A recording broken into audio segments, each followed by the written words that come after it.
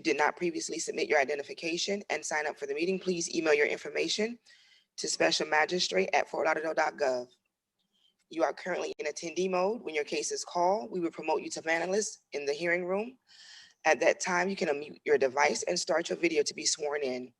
If you hear your case called and you are not brought into the hearing room, please utilize the raise hand function and our moderator will assist you. Please do not use the raise hand function for general questions. Once your case is complete, you may log out of the hearing. Please ensure you are in a quiet area, free from distractions, and are logged into one device only. And our meeting will start in approximately 5 minutes.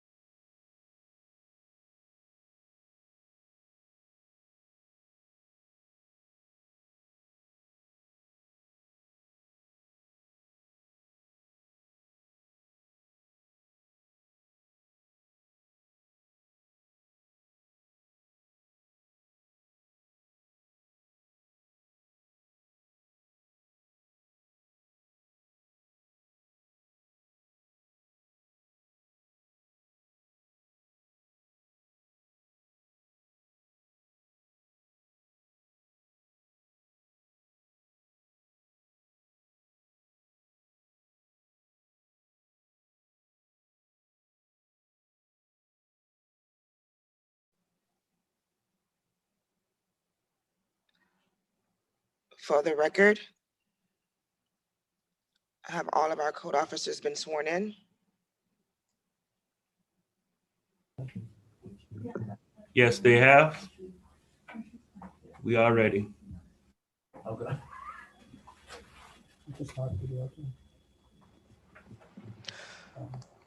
Good morning and welcome to the Special Magistrate Virtual Hearing for January 12th, 2021. Our first case is on page 3.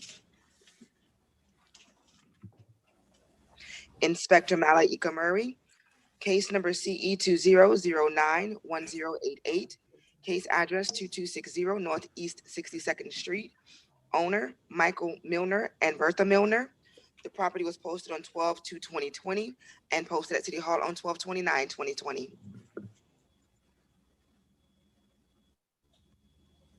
You ready? Just you don't have to do anything. You ready? Just look into the camera.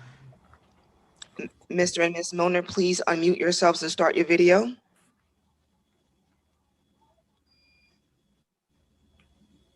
Hello.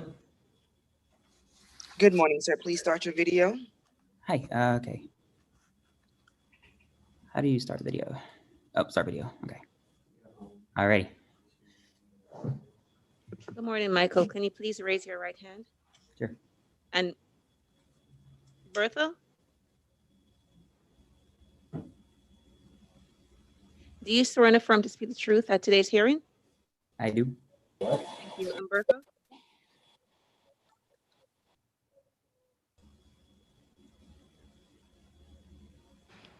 Ms. Milner, can you hear us?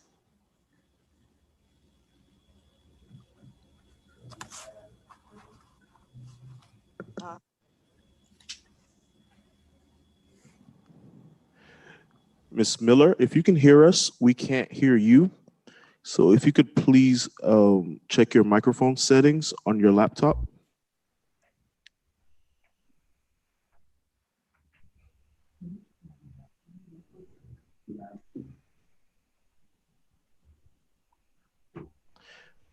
Down at the bottom left side, excuse me, next to the mute button, there's an arrow pointing up. If you could go, click that arrow and then change your microphone settings to your headphones.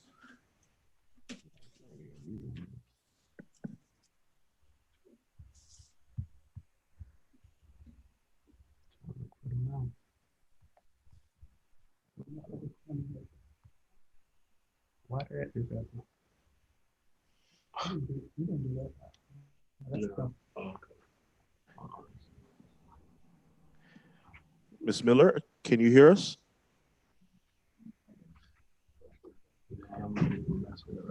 Again, Ms. Miller, if you can hear us, we cannot hear you. I'm muted now. Yeah. Okay.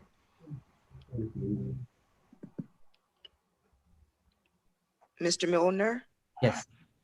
is it okay if we proceed? Yes, it is. Yes, ma'am. Inspector Murray, number 302, on behalf of the city, presenting case number CE 20091088. The case address is for 2260 Northeast 62nd Street. Inspector Leonard Champagne first inspected this residential property, which is an RS8 single family, low medium density zoned location on September the 25th. 2020, following a sweep project that our department was performing. The following city code violations were found and cited. 24-27B, which is now in compliance, which was a violation for the waste containers left roadside overnight after collection day and were not pulled back. Once again, that violation is in compliance. The violations that remain are 9-305B. The landscape at the property is not being maintained in a neat, well-kept appearance. There are dead and missing areas of ground cover, to be specific. The next violation is for 9-304B, which is for driveway is cracked and needs to be resurfaced. The property has been posted. Mailings of legal documents also have been done by department protocol. The inspection report was first posted at the property on September the 25th, 2020. On January the 6th, 2021, I spoke with Ms. Milner, who acknowledged the violations but requested more time for compliance. The complaint, violation enforcement, and the way to comply were also explained during that conversation. The pre-hearing inspection was performed on Sunday, which was January the 10th, 2021 of this week, and found the violations to remain as depicted in the pictures. The city is recommending 34 days to come into compliance and a fine in the amount of $50 a day to begin accruing for each of the violations that remain. I am submitting the legal documents, records for evidence. Okay, Mr. Milner, Yes. this is Magistrate Flynn. Can you bring this property into compliance within the 34 days the city is recommending?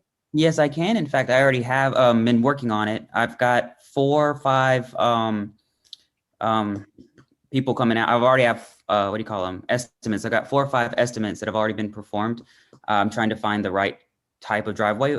We purchased the house on August 18th, and by September 25th, we already received warnings. Well, we'd already kind of sunk in $40,000 in windows and then another $7,200 in fencing. Which we are definitely working on the driveway too, in the yard. I've already put in 1,000 in flower beds and new palm trees, and really dressing it up. Diligence in bringing the property into a better state. And if you're in agreement that you can get it done within 34 days, I would just warn you that if something happens, that you keep in touch with the inspector. You Okay. can, request an extension, and we would Okay. consider it. But I'm going to grant the 34 days or $50 a day thereafter, Okay. based on, your feeling that you can get it done in that time. Absolutely. We had so many projects going on in a new house. We were just trying to do what we can. I know. All right. It's not about money. It wasn't about money. It was trying to find the right person to do the job. I understand, and I appreciate that, and good luck to you. Thank you very much. Thank you.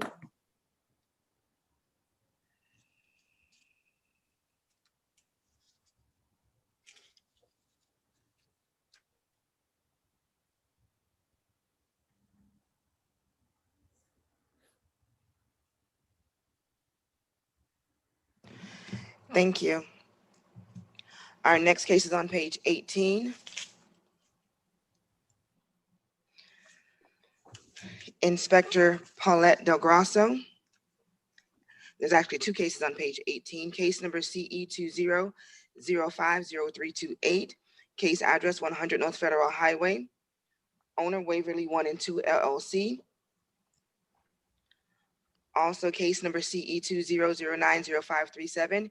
Case address 110 North Federal Highway. Owner Waverly 1 and 2 LLC. This property was cited on 12/7/2020 to comply by 12/7/2020. One section not complied at $150 per day, $5,400 accrued on each of the individual citations. The city is requesting full amount, and fines continue to accrue until compliance.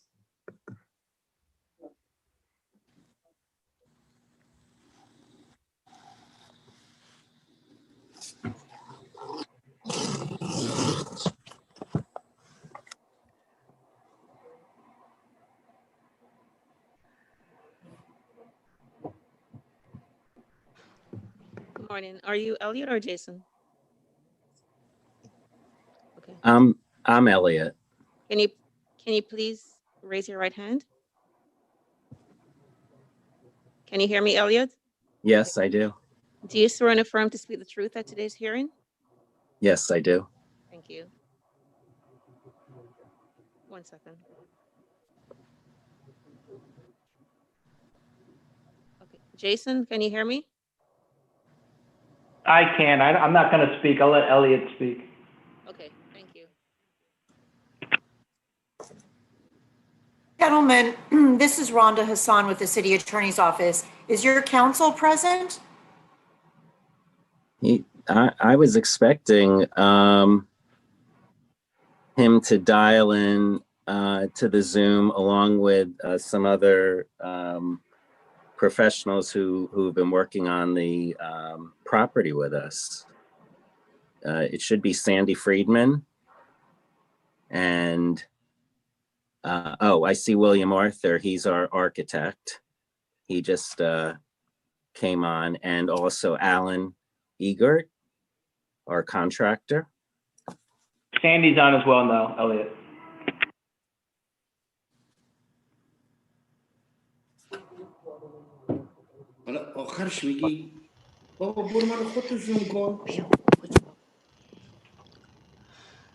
Good morning. Could all respondents please unmute yourselves and start your video if you are on a laptop or desktop device?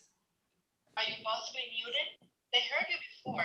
Maybe are you muted? Participant record, start video. Okay, hang on a second. Okay, my access account. And Mr. Kessler, your video is sideways. Oh, sorry. Could you all please raise your right hand so I can swear you in? Do you swear and affirm to speak the truth at today's hearing? I do. Yeah. Yes. May I proceed on behalf of Waverly 1 and 2? I'd like to hear from the inspector inspector's- first to catch me up on this property. Okay. Good morning, Your Honor. Paulette Del Grasso for the City of Fort Lauderdale, presenting case CE 2005-0328 for the property located at 100 North Federal Highway, and CE 2009-0537 for the property located at 110 North Federal Highway. On Friday, September 11th, 2020, I received an email from Jason LaPaglia, the property manager of a portion of the building known as the Waverly, that pieces of the building were on the ground.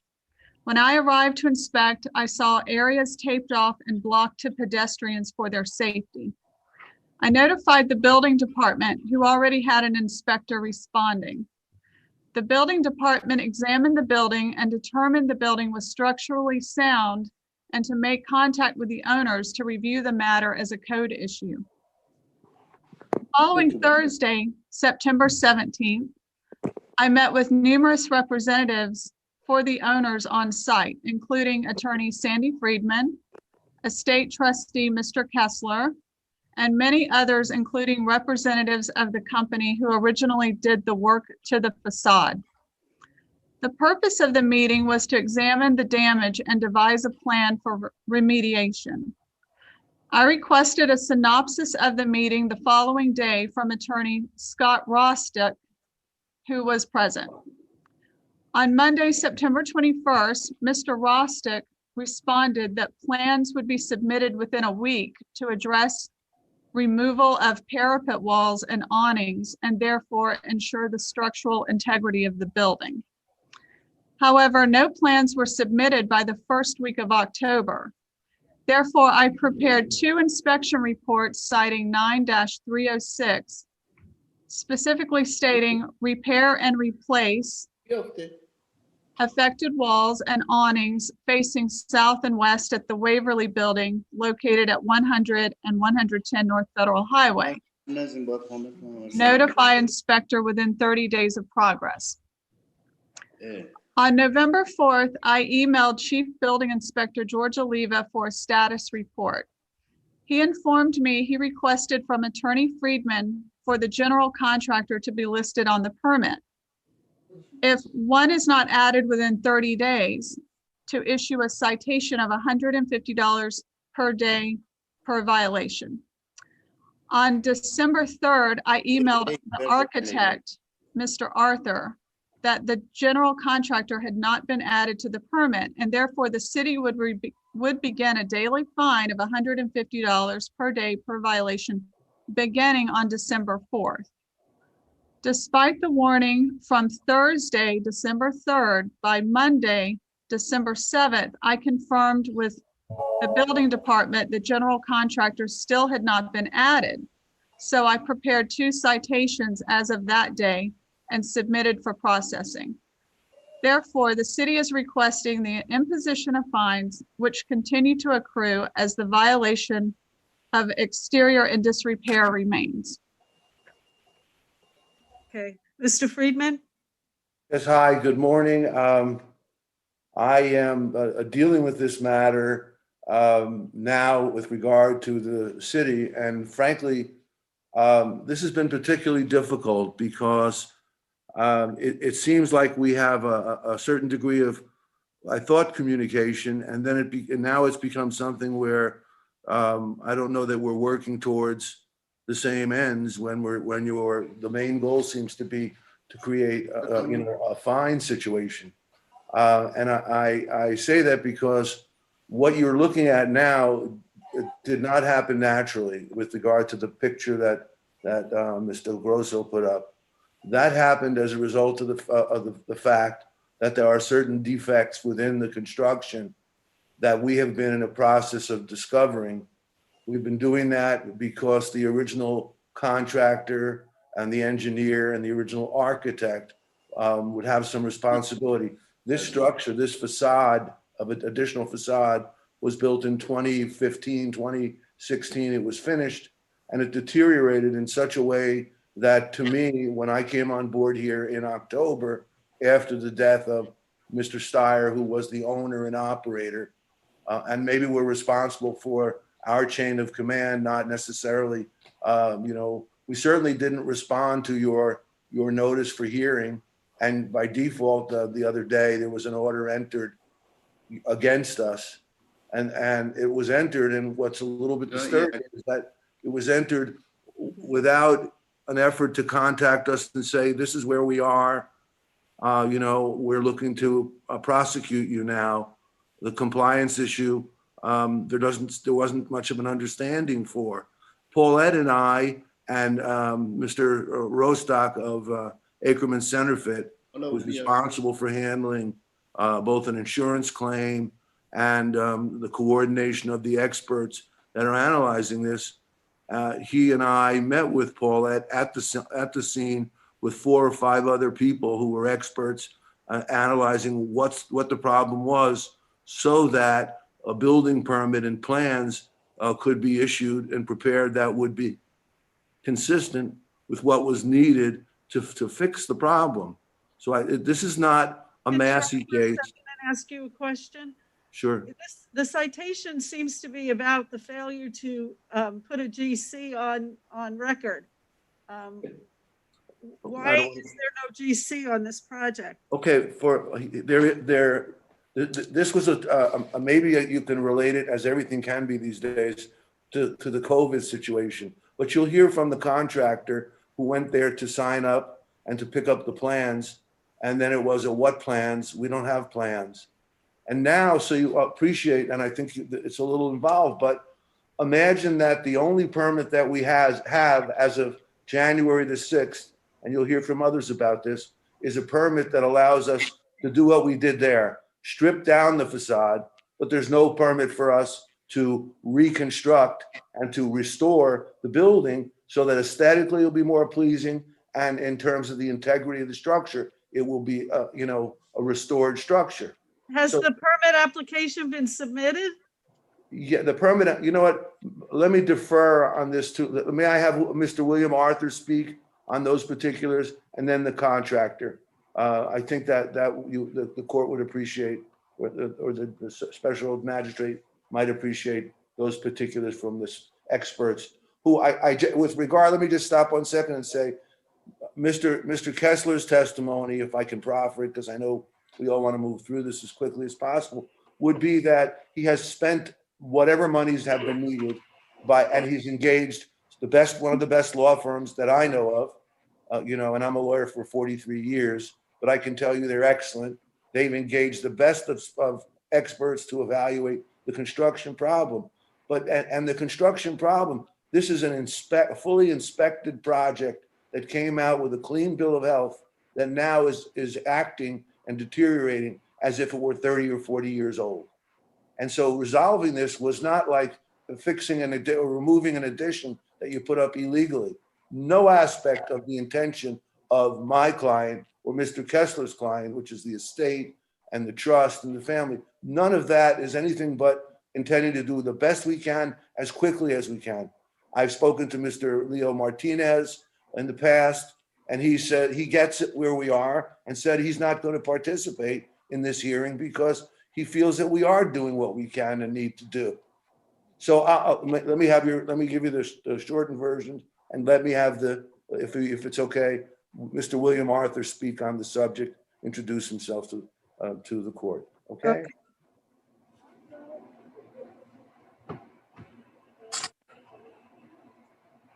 Your Honor, Rhonda Montoya Hassan, from the City Attorney's Office. Your Honor, if I could just sort of clarify the status of where we're at so we don't get too far afield on extraneous issues.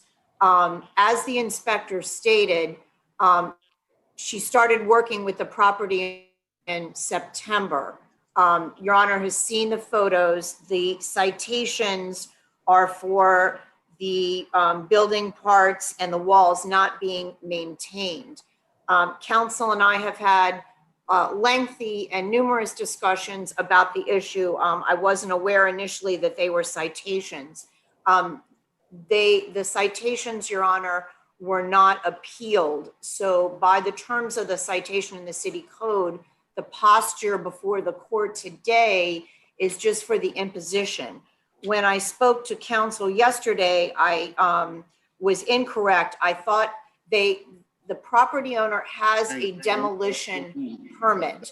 That permit was approved and issued on January 5th. If they demolish the parts of the facade under the demolition permit, they will be in compliance.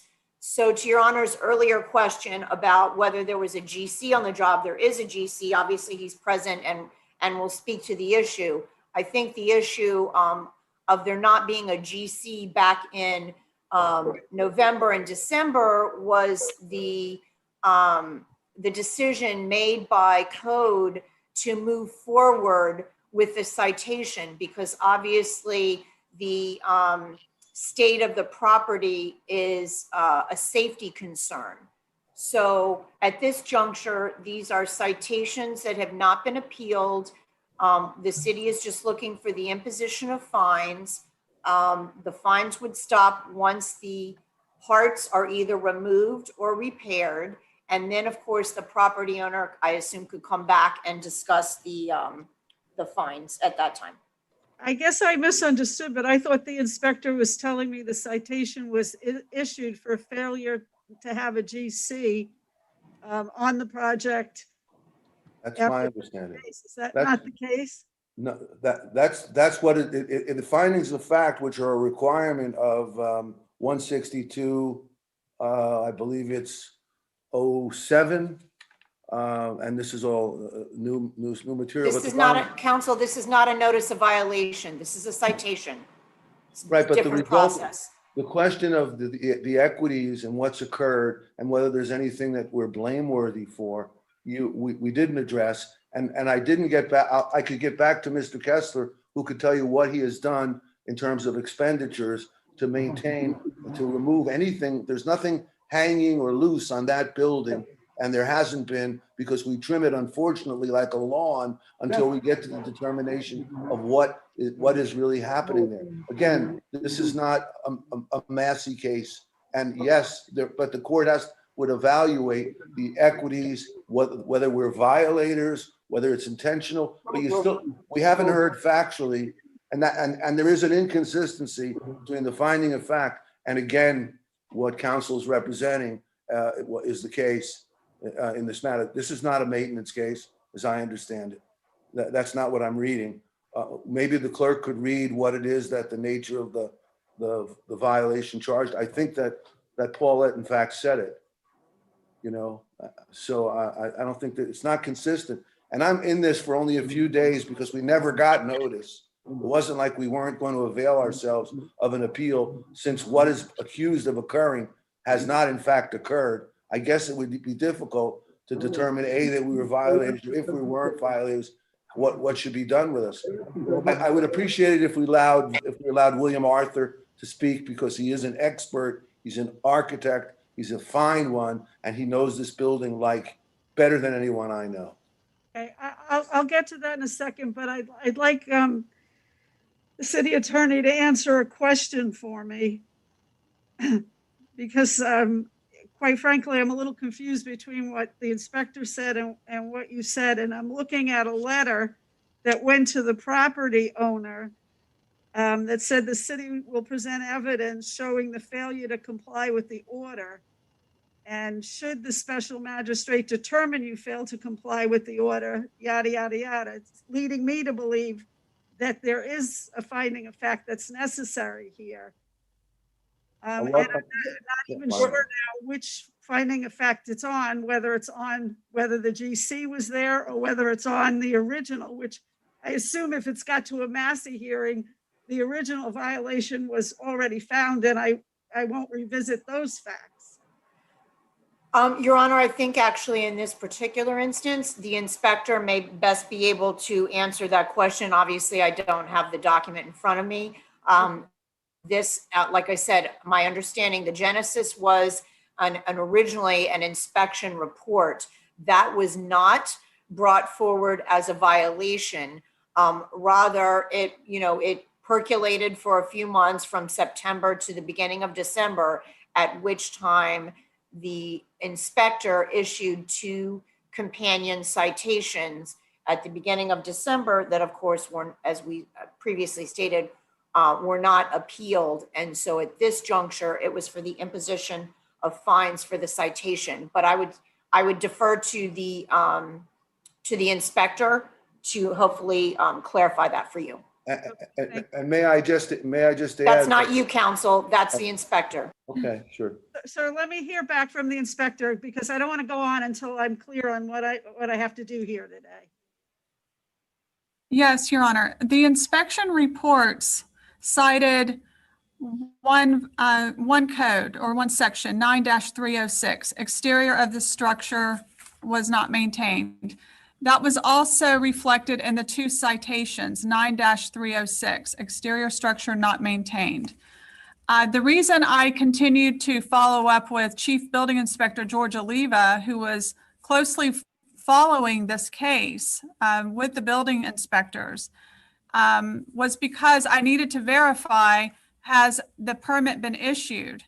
And that's why he continued to tell me, well, there was no general contractor added to the permit application. That's why the permit wasn't, or the permit application wasn't approved, and they didn't have the permit in order to cure this violation of 9-306. So that's why both the citation as well as the inspection reports cite only that one section. Both are silent as to the requirement of a GC needs to be added to an application, because that came later in the process, because obviously they weren't getting the permit they needed because they had failed to add this one requirement to have their application approved. That's Inspector, that wasn't the magistrate's question. The magistrate's question was, she's trying to ascertain the posture of this case. So there was an inspection report out there, and I just think you need to clarify, are we hearing the inspection report or the 2 citations? That's, I think, the confusion for the magistrate that you need to clear up. Yes, absolutely. To be more specific, wait a second. To be more specific, what I want to know is, you've come before me asking me to impose a fine. I want to know if that fine is related to the GC issue, or the fine has been accruing because of the original violation regarding the walls and the awnings. I'll attempt to answer. I'm not exactly sure I understand the last part that you just said. This is a hearing today for the imposition of fines for a citation. This is not a new matter that was heard before. And that's why I'm confused as to why The opposing counsel is indicating there had been an order entered before. I'm not aware of any other hearing unless it was a building code matter. I don't believe that. I'm looking at a letter that was sent to them saying that they were in violation of an order. And that's what's going to be heard on January 12th. Right, and I've been trying to understand what this is about since I received the papers indirectly from a third party, despite the fact that Paulette has my phone number and I've got her on speed dial. And same with Mr. Martinez, and same with Mr. Oliva. And we're not here for the fines. We're here for compliance, and we're here to make sure that the city is safe. That's what we're here, first of all. I really would like you to hear from William Arthur and the general contractor. May I speak for a moment on behalf of Waverly as the general contractor? Yes, go ahead. Alan Eggert, Ace Construction. We were retained early December, and just to speak to the point of code, our name was submitted on the permit application, and it's in Fort Lauderdale's building department system on 12/3. And I have the document in front of me from Fort Lauderdale's building department system where we issued the application with our name, our license, and all of our verifications for the city on 12/3 of 2020 to sort of speak to the timeline of on 12/7 that we still weren't on the application. I'm not sure where that's coming from at last check. I understand it was supposed to be going to violation, I believe the 4th. I may be using the wrong date. And I believe the code inspector checked again on the 7th with building and they said it wasn't there. But I have the document stating that we have a permit application in on 12/3 that was submitted to Fort Lauderdale's building department with all of our license, our registration, our insurance. This permit then wasn't picked up or wasn't ready to be picked up until 1/5 of this year, 2021. So I'm not sure if somebody can look back into the system, because if this violation is truly because there was no contractor on the application, then we have the documentation stating that we were on it prior to the start of fines. That's And not that- the violation. It's not the violation. But it is what the young lady said, that the violation why is for she not moved having a contractor. Okay, she did not say that was the violation. That was part of the reason why she went to the citation. The violation of the walls and exterior building parts not being maintained are still not being maintained as of today, January 12th, 2021. Okay, so in that regard, let me just say that our best efforts with the best professionals. Sandy, do me a favor, let William speak so we don't take too much time. I don't want to be rude, but I think William's probably got more to say than you and I and more. Certainly more than I do. William, if you would, please. Sure. So William Arthur, I'm the new architect for the project. There's a lot of misinformation going on, even on this hearing. There's a few dates that went out there. There's a few emails that are not part of the conversation that Ms. Del Grosso was copied on. I would prefer that she share those emails to the magistrate. This could probably be summed up pretty easily in about 4 sentences. First, this is not a maintenance issue, as Ms. Del Grosso and Madam Attorney has mentioned. This is actually a new construction project that was completed in 2016, inspected by the city. The city failed to realize that the work was not only per the approved plans, but not to code. There were significant structural defects in that work that the city failed to recognize. That owner and that previous owner relied on the city to perform those inspections and paid a considerable permit fee. Less than 4 years later, the building literally started crumbling down. Then the property owner should sue the city, but that's not relevant to the citation. And by the way, the city's immune from that type of lawsuit. Right. So to talk about inspections. But there's a maintenance issue, and that's not true. All right. The owner immediately hired professional. Comments to me. This is, this back and forth is not helpful to me. Okay, well, may I finish my next 3 points? So the owner immediately hired professionals to produce plans to secure the building, provide a public barrier, which we did immediately. We immediately submitted a set of plans to the city of Fort Lauderdale in two parts. The first part was for demolition submitted October 13th. The repairs were submitted November 12th. Ms. Del Grosso was well aware of our submissions. I provided her process numbers. There was a period of about a week and a half where the plans were lost by the city in the intake department. Then on October 22nd, we received an email from your building official, Mr. Oliva, and I can share the email again if needed, stating that the plans were ready for pickup, which we began procuring contractors and sending them to pick up those plans. It took about a month and a half for the city to come to realize that the plans actually weren't approved. There was some confusion about the two process numbers, and the repair permit status is still not even known today. So as Mr. Eggert, the contractor, has mentioned, he was able to pick up plans December 3rd, but that was only for the demolition.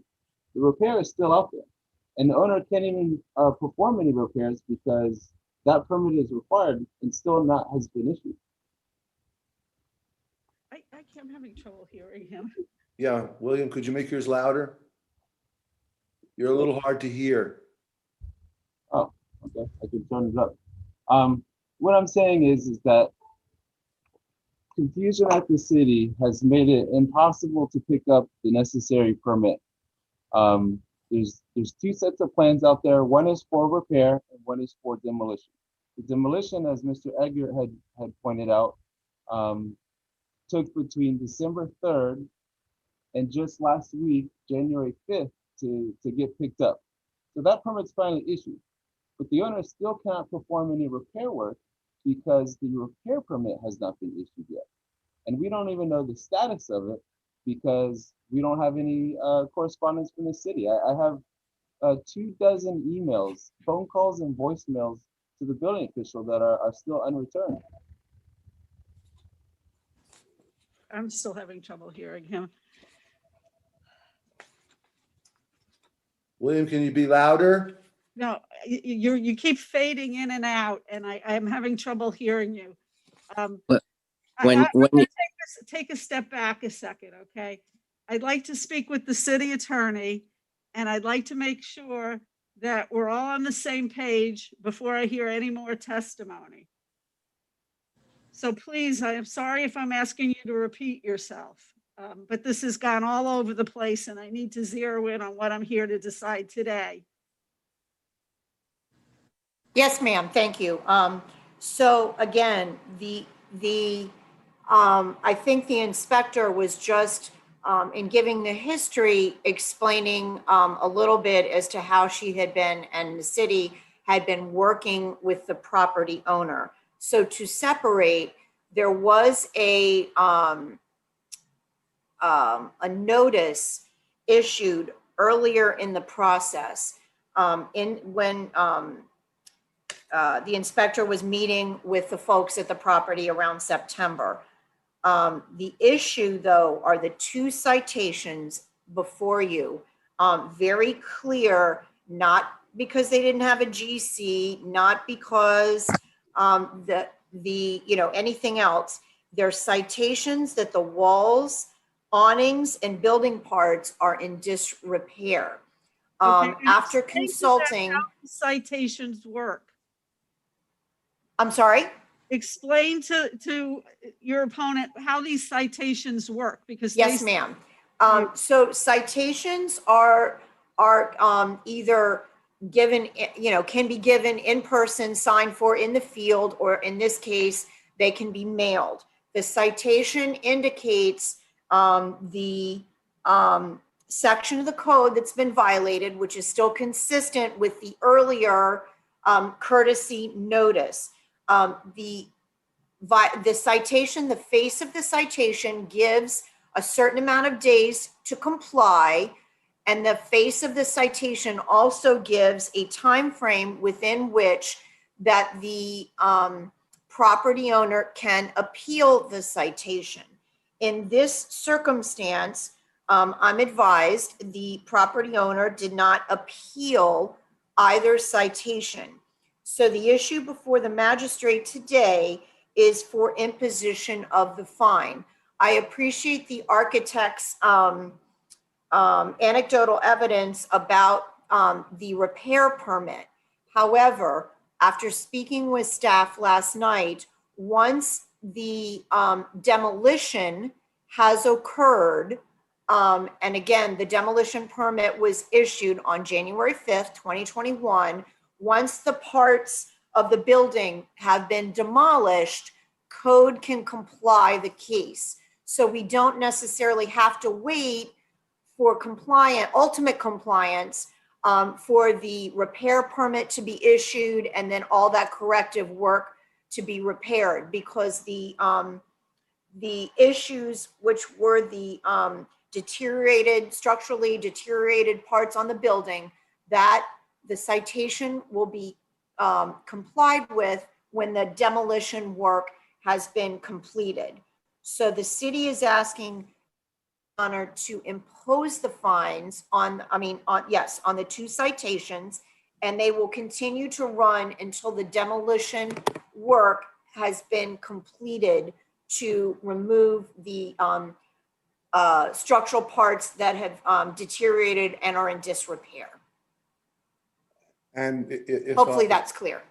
Okay, yes. Yes, I think that what I'm hearing is that the facts, as I understand it, for this hearing, would allow the special magistrate to determine whether in fact a fine should be assessed if the actions of the quote violator, which is only applicable here because perhaps we missed an appeal date on pleadings that were sent, not necessarily intended to reach the parties.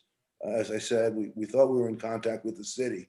But the subject matter, which is the repairs to the building or the ongoing maintenance, we can speak to that as well. We have about $50,000 worth of invoices to continue to trim down the building, prior to permitting, just to keep it safe. And Jason LaPaglia, who's here from the HOA, who could have received a copy of this since he's also our manager and since his office is on the third floor in the building. And since the statute does say in this 162.012 says, hey, you could reach somebody, you could serve somebody like a manager.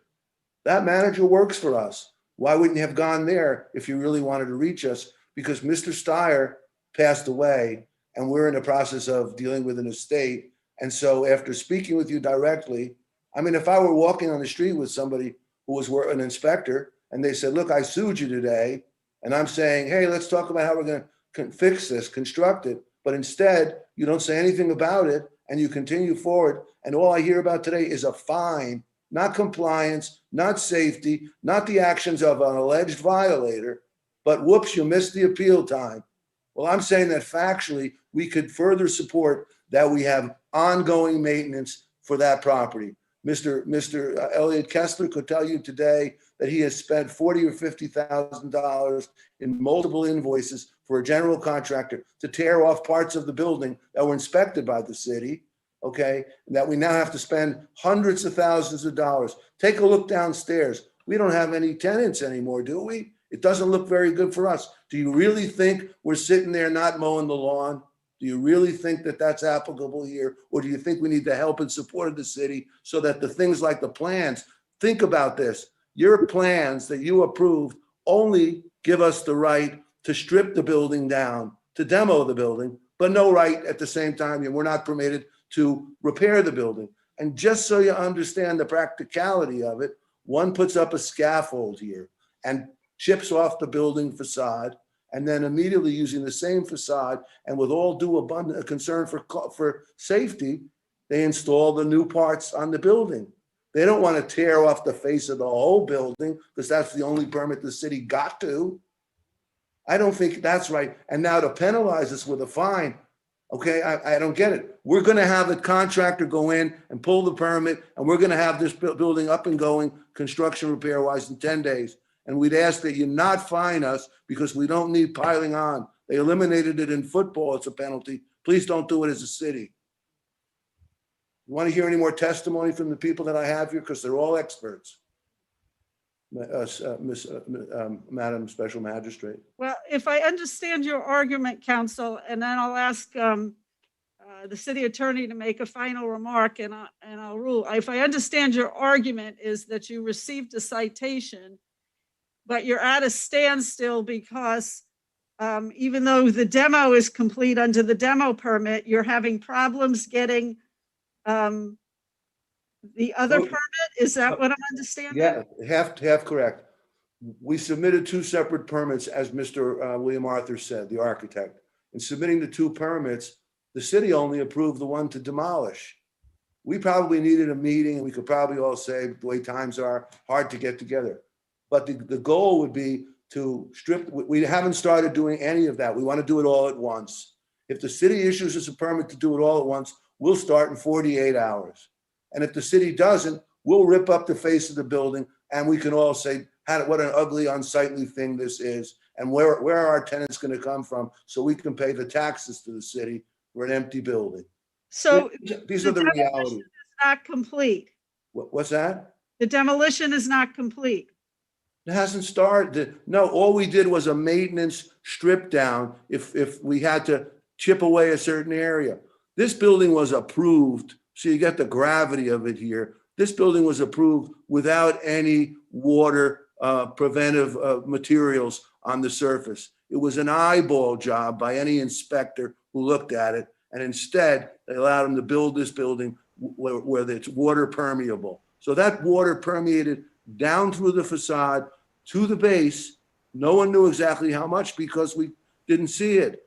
But as I said, when my client bought the property looked beautiful. But as a very short time went along, the lack of proper building materials, the lack of adequacy in every respect, now we have a building that's deteriorating. So we've been doing the pull off and repair to deal with whatever comes up. We had a storm 2 months ago. That cost us $19,000, I think it was, for a general contractor to come in and make sure we're watertight or we're protected for the wind. Now, but the point is though, we have a permit available to us for one aspect, but it's illogical. And maybe we could sit down with them and say, hey, can you finish the permitting process? We're only at, how long are we at 45 days? 60 days? Something Sandy, like give William a chance to speak, please, so we Go can ahead, William. get this along. You're right. So the city should have never approved the 2016 work. Louder, William. Louder. William, louder. Please stop talking all at once. Mr. Friedman, I think your question was, how long is this going to take? I'd like to know that as well.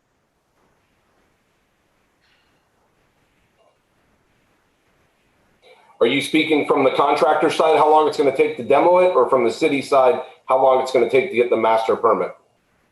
Well, let's start with the demo. If we're going to go that route, I can mobilize within 48 hours, and it'll probably take us 10 to 12 days. Okay. City attorney again. Tell me exactly what they have to do to comply this case. Is it the demo or the rest? Yes, ma'am. So again, in speaking with the department yesterday, the demolition permit that was issued on January 5th of this year is to demolish the facade. And again, the department has advised that if that demolition work occurs, then these two citations would be complied. Okay, all right. Let me say, the building code does not allow you to perform demolition only. The other permit still needs to be approved before the work can occur, before any work can occur. Just because there's two permits doesn't mean you can perform work under one of them. You need both permits to be issued. And the city has yet to give us A, an approval, or B, any reason for disapproval. And it's been 56 days since our most recent application.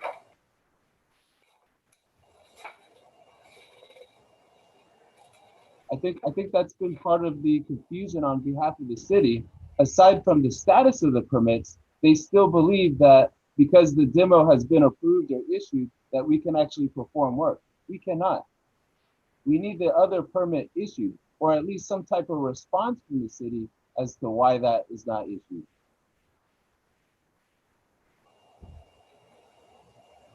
Okay.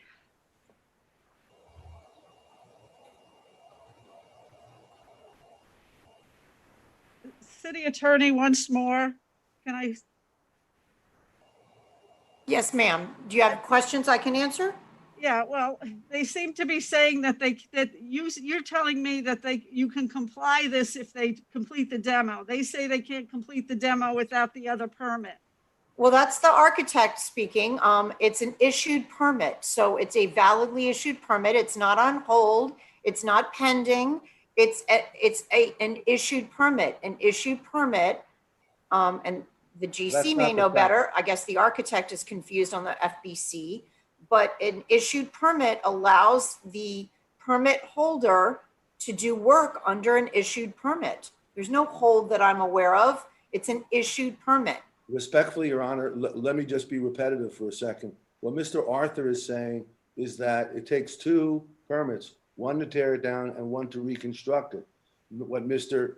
Eggert is saying, the contractor, is that doing this job where you rip it open and leave it open and then wait for the other permit, which seems to have an unquestionably long period of time for it to be delivered, but the bottom line is what this court or this magistrate and this hearing can help us with is to get what the community and the city needs and wants, which is a finished structure that's not an eyesore, that's not, both altruistically and monetaristically, we're getting hurt with this property. The city's taking a very long time. We'd like to have a meeting with them and ask that it be ordered, and that as soon as they give us both permits, construction will start within 48 hours. And then, I mean, there's no violator here. We're not violators. We didn't build an addition to the garage. Okay. Well, at this point, what I'm going to do is to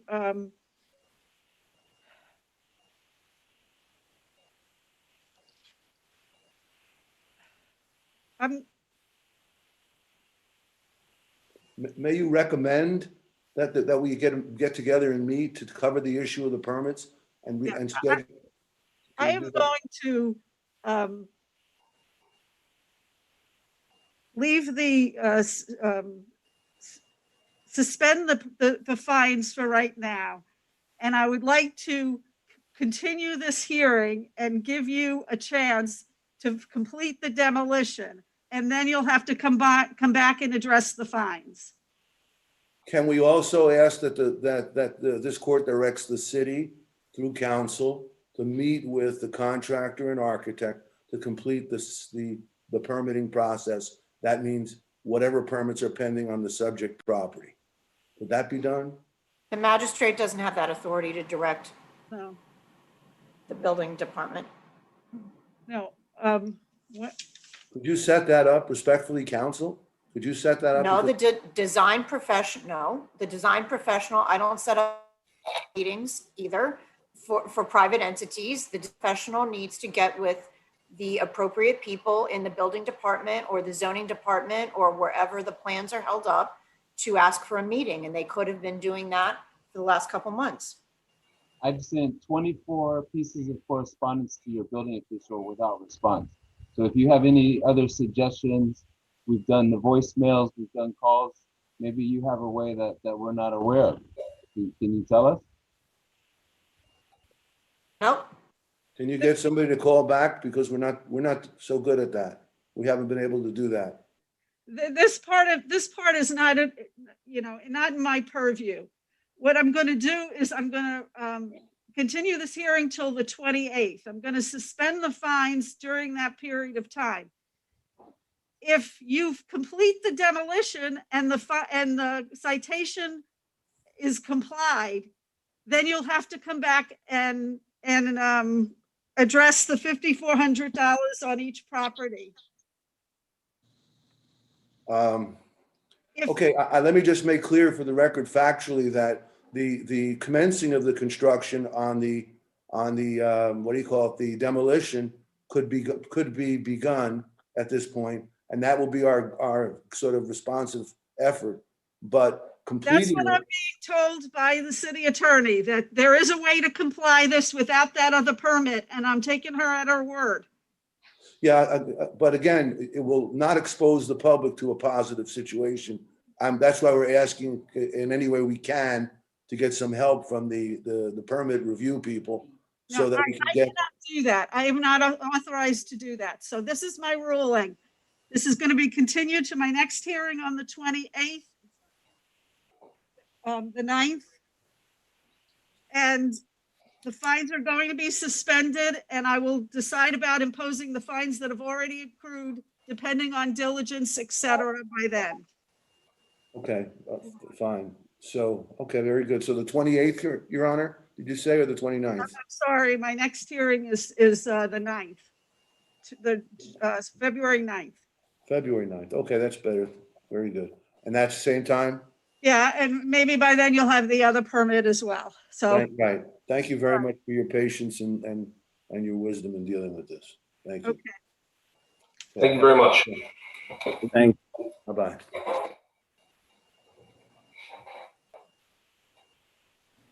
Thank you. Our next case is on page 2.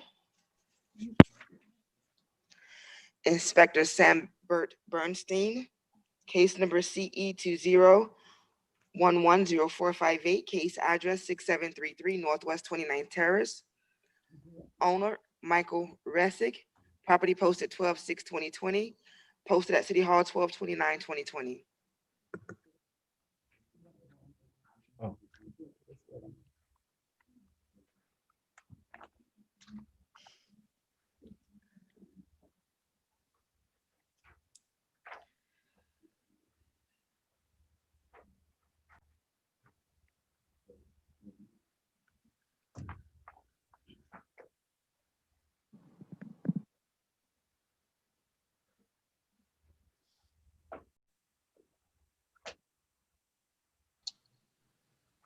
Hello? Good morning, Michael. Please raise your right hand. Yes. Do you swear and affirm to speak the truth at today's hearing? Yes. Okay, thank you. Camera's off.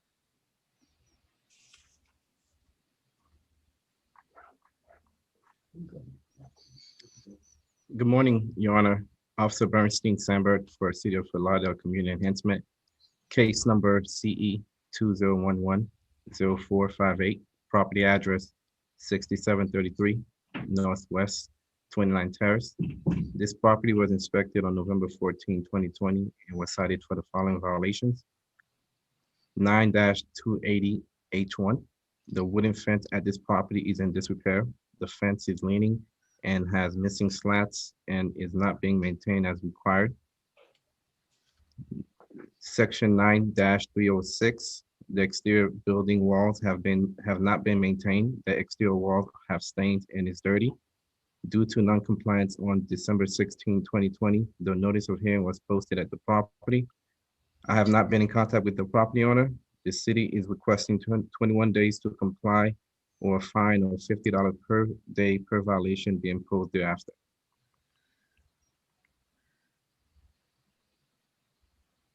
Okay, has the property owner here? Yes.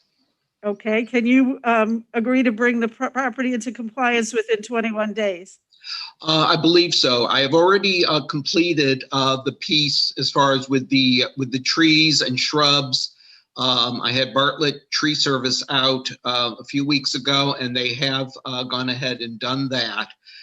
Regarding the fence, that I did choose new vinyl fencing through Lowe's, and unfortunately, the fencing that I've chosen was not available here in South Florida in any of the 6 stores. Inspector, excuse me a second. Inspector, can he comply the case by just removing the fence that's already there until he gets his other fence? Yes, you can. Okay. Okay, well, I should be able to get that done. And as far as the stains on the side, that I am actually in process of getting the entire structure repainted. Okay. Rather than just, power washed. Okay, can you complete that within 21 days? I believe so, yes. Okay, so ordered, 21 days or $50 a day thereafter. I do have a question. If there is a problem with the 21 days, can I contact the inspector just to let them know what? Yes, you may contact him and request an extension. They're usually, they can be granted if you're being diligent about your property. Okay, I appreciate that. Thank you. You're welcome.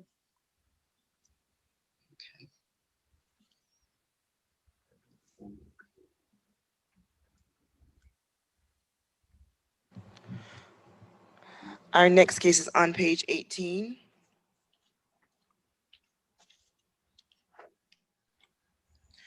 Inspector Sambert Bernstein, this is a hearing to impose fines, case number CE 19020850, case address 2775 Northwest 63rd Court.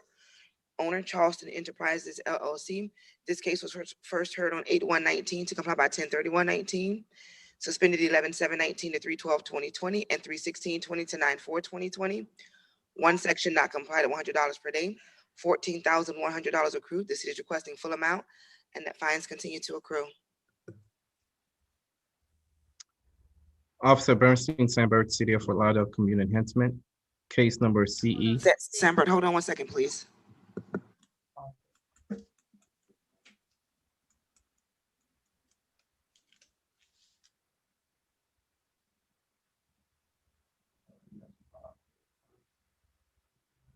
Good morning, Ronald. Yes, speaking. Please raise your right hand. Thank you. Please raise. Do you swear and affirm to speak the truth at today's hearing? Yes, I do. Thank you. Go ahead, Bernstein. Officer Bernstein, Sandburg, City of Fort Lauderdale, Community Enhancement, case number CE 1902-0850, property address 2775 Northwest 63rd Court. This property was first inspected in February 12, 2019 by Inspector Hector Suarez. The case was heard on August 1st, 2019, in which the magistrate found for the city. As of today, the following violation remains. 47-21.11A has been complied. Section code 47-20.20.H. The parking facilities at this property are not being maintained in good condition. There are cracks and potholes in the asphalt. Top coat is raised, loose and missing in some areas. Wheel stops are missing, loose and broken. Wheel stops are missing, loose and or broken. The surface marking are faded or missing. As of today, the fines continue to accrue and the property remains in violation as the photo depicts. The city is requesting full imposition of fine as read.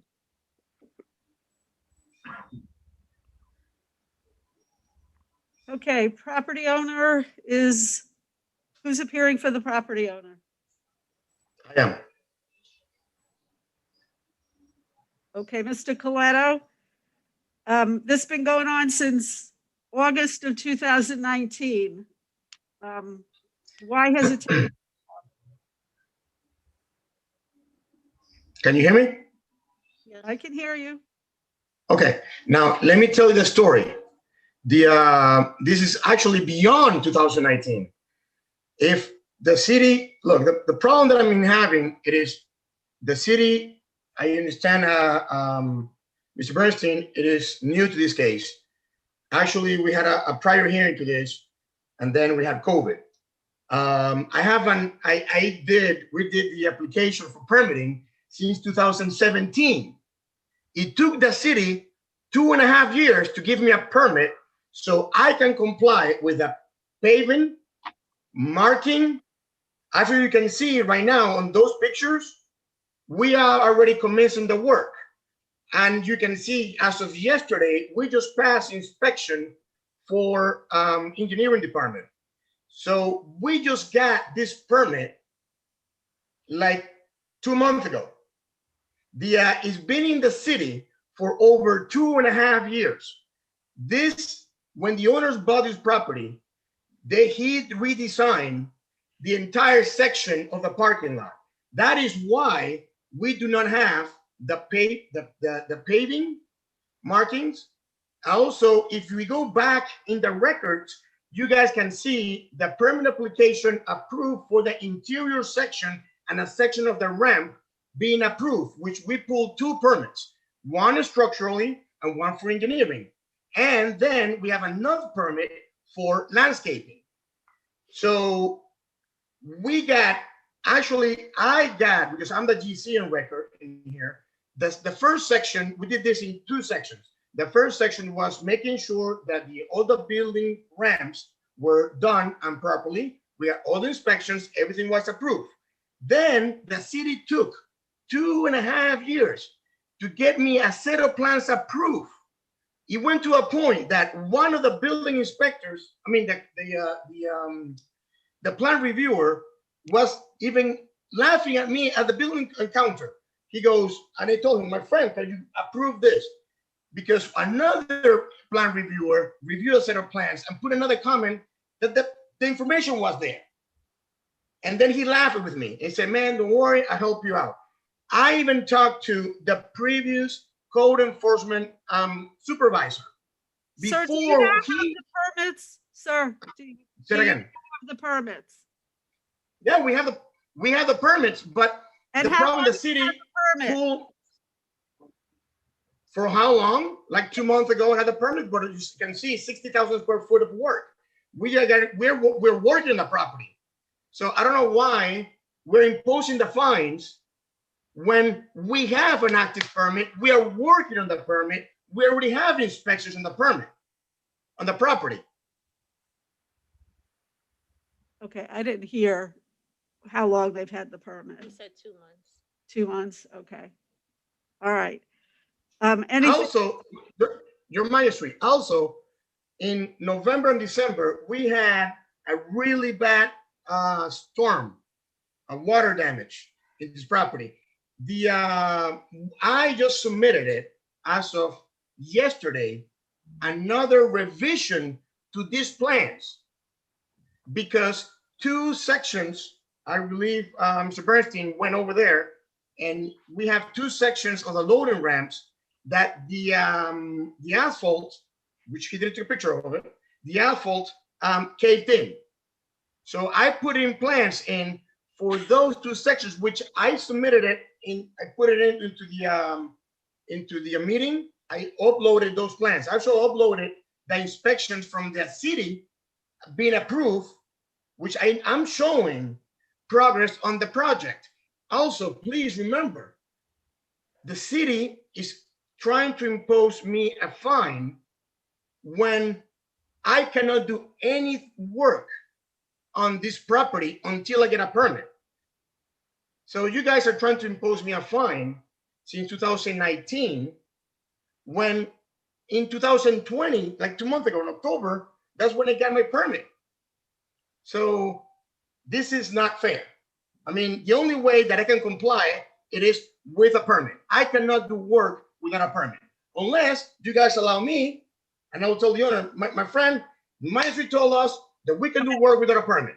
Sir, I understand the situation with the permit. What I don't understand is that if you have a current permit that you can start construction on now.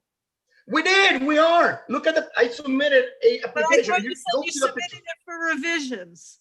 No. I have another problem with the property. See okay, can we start with that picture, please? That picture, let's go to that picture. In here, go back to the previous, por favor, Mr. Bernie. Okay, there. Okay, if you have a current permit, sir, how long is it going to take you to bring the property into compliance? I believe 4 months. 4 months? If the property doesn't have, like I said, a month ago, we have a problem with the asphalt. Okay, all right. Anything else from the city? No. Okay. Let me ask you a question. Go ahead. Why would it be 4 months to bring this property into compliance? I'm sorry, one more time? Why would it be 4 months to bring the property into compliance?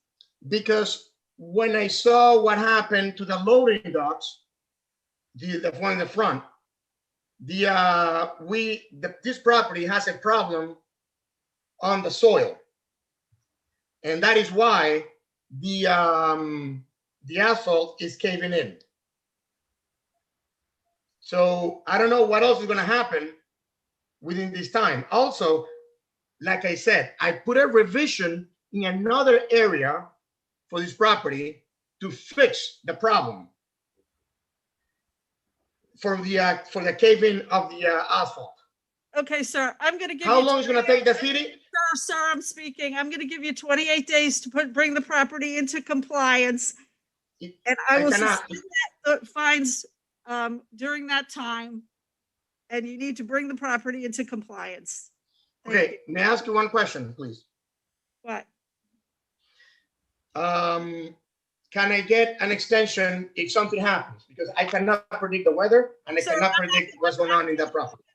On an extension at this point, because this has been going on for a very long time. You told me you had the permits. I've given you a little more time to get the work done, and you need to get it done. Oh, no, I will. I am actually getting it done right now as we speak. Okay, all right. Next case. Thank you. Our next case is on page 2. Inspector Matthew Miller. Case number CE 200508819. Case address 3665 Southwest 16th Street. Owner Heather Hansen. Property posted 12/14/2020. Posted at City Hall 12/29/2020.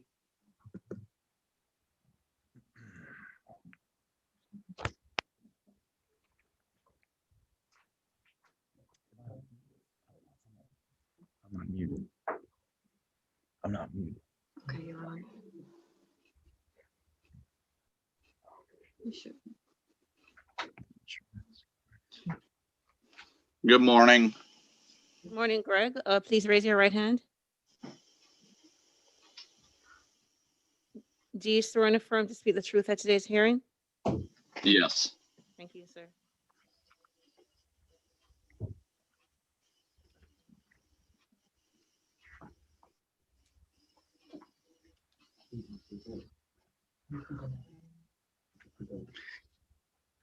Good morning, Your Honor. For the record, Officer Matthew Miller with the City of Fort Lauderdale Code Compliance Division, presenting case CE 200508819 in reference to property at 3665 Southwest 16th Street. This property was initially cited on May 30th, 2020 for the following violations. 9-305B, the landscape of the property is not being maintained in a neat and well-kept appearance. There are areas of dead and missing ground cover. 9-304B, there are vehicles/trailers parked on the grass lawn area. 9-308A, there are multiple broken and missing roof tiles. The roof is not in good repair and is not weather or watertight. 9-306, the exterior of the building walls have not been maintained. Structural parts, including the fascia, soffits, and balconies, are in disrepair. There are areas of the exterior that have stains and or missing and peeling paint. 47-34.1.A.1, there is an outdoor storage, there is outdoor storage taking place in subject property. Items consisting of, but not limited to, bricks, children's toys, bikes, ladders, storage containers, and other miscellaneous items. And 9-278E, which was complied. The property was found to remain in violation on November 10th, 2020, and was issued a final notice. Notice to appear was posted on the property December 14th, 2020. The property remains in violation as the photos depict. The city is requesting 34 days for compliance or a fine of $100 per day to be imposed. Okay.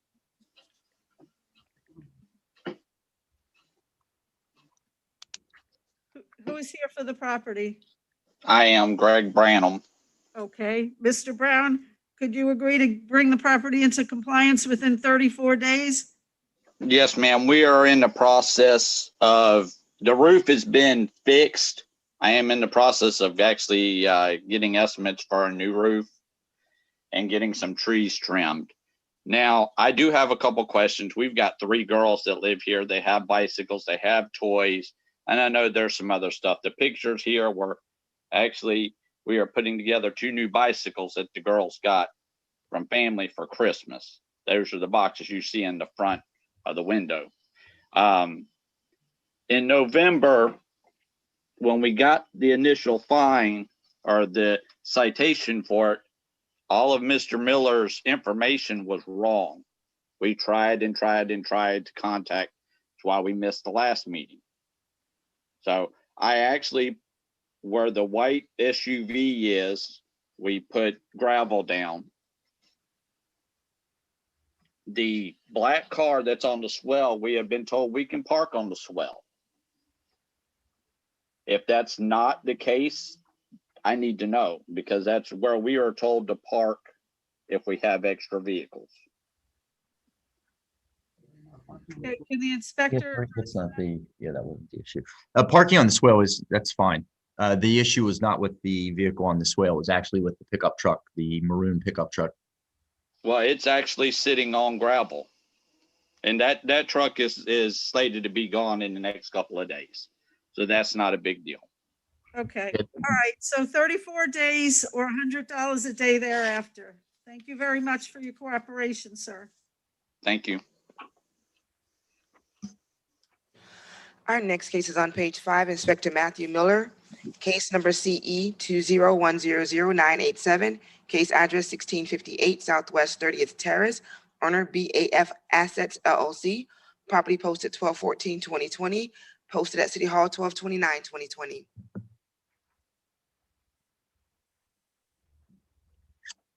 I think I'll have her.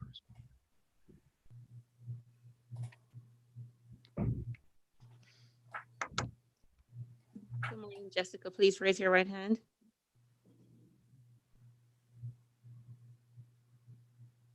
Can you hear me?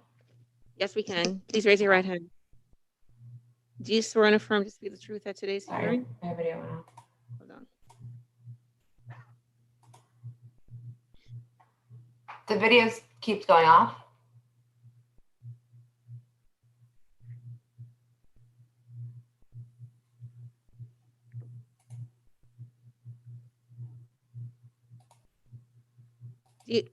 Do you swear and affirm to speak the truth at today's hearing? I do. Thank you. Good morning, Your Honor. For the record, Officer Matthew Miller with the City of Fort Lauderdale Code Compliance Division, presenting case CE 201-00987 in reference to the property at 1658 Southwest 30th Terrace. This property was initially cited on October 26, 2020 by Inspector Karen Proto for the following violation. 47-34.4.A.1. There are 2 commercial vehicles being stored overnight on the property. The property was found to remain in violation on November 30th, 2020. Notice to appear was posted on December 14th, 2020. The property remains in violation as the photos depict. The city is requesting 10 days for compliance or a fine of $100 per day violation to be imposed. Okay. Who's here for the property owner? I am Jessica Stein. Oh, Ms. Stein? Yes. Can you agree to get rid of these vehicles within 10 days? We are working with the residents. I did have one question for Mr. White. When was the last time that the property was inspected? Because I was told that they were being removed this weekend. However, they have told me that multiple times. I'll have someone go out to the property today. I was just wondering when the last time you were actually out there. I was out there yesterday. Okay, and they're still there? That's correct. Okay. I will speak with the residents again. There are tenants. If they do not comply, which they have not complied so far, as many times as we've asked them, we will put them in violation and start the eviction process. Okay. All right. Thank you for your cooperation, Ms. Stein. Thank you.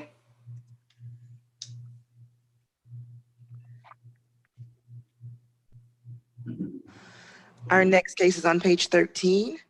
Inspector Matthew Miller, case number CE-19121180, case address 3390 Southwest 23rd Street. Owner Ziad Ibrahim. Property posted 12/14/2020, posted at City Hall 12/29/2020.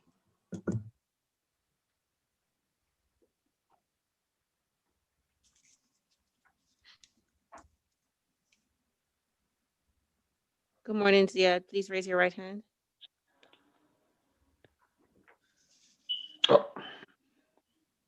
Do you swear and affirm to speak the truth at today's hearing? I do. Thank you.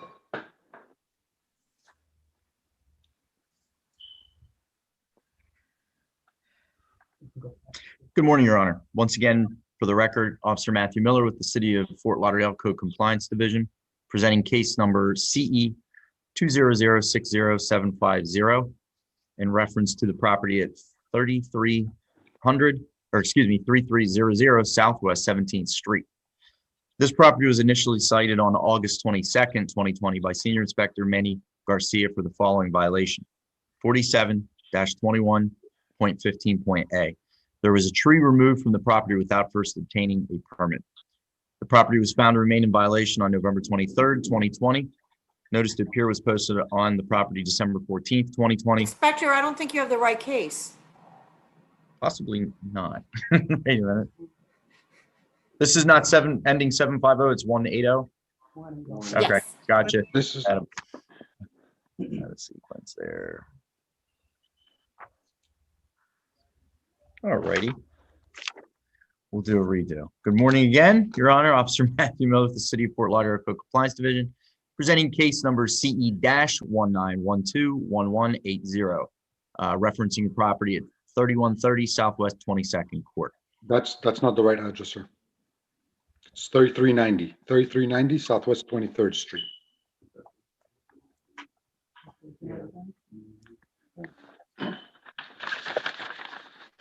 That is it. Okay, that's what's on the, okay. The property was initially cited on December 26, 2020 by Senior Inspector Manny Garcia for the following violations. 9-306, the exterior building walls have not been maintained. There are areas of the exterior that have stains and missing and peeling paint. 9-308B, there is debris, trash, and other elements which is not permanent on the roof. 18-12A, there is overgrowth, trash, rubbish, and debris on the property and or the swale. 9-280H1, the fence at this property is in disrepair and is not being maintained as required. The property was found to remain in violation November 17th, 2020. Notice to appear was posted on December 14th, 2020. The property remains in violation as the photos depict. The city is requesting 34 days for compliance or a fine of $100 per day violation. Mr. Ibrahim? Yes, ma'am. Yes, can you agree? Ma'am, Can you, I have, I'm speaking. Can you agree to bring the property into compliance within 34 days? I don't believe I can do that, ma'am. I'm in the process of selling the property as a short sale. I don't have the means to repaint the property right now or change the fencing. I'm not living at the property. That property is not livable at this time. I have found a buyer that's going to buy and repair the property. I have swept the roof and tried my best to maintain it. I'm sorry? When is the closing? I have a closing date of March 21st, ma'am.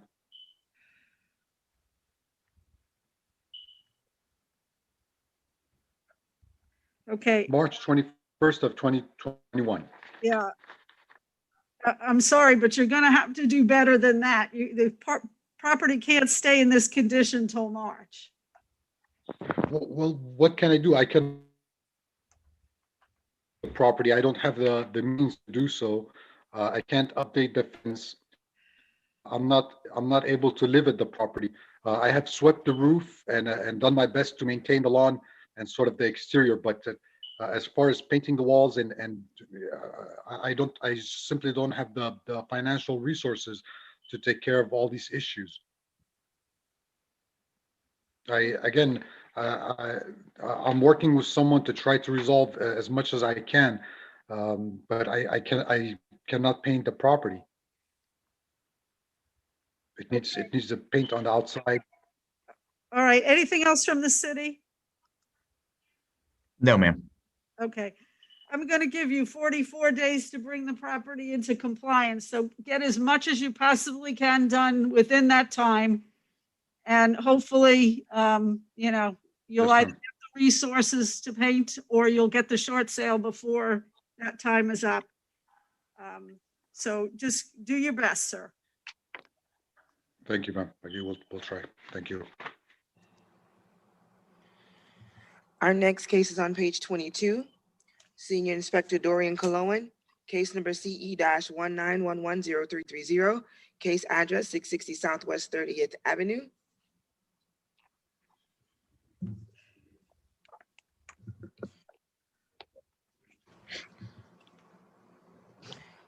Property owner Matali Lamadou.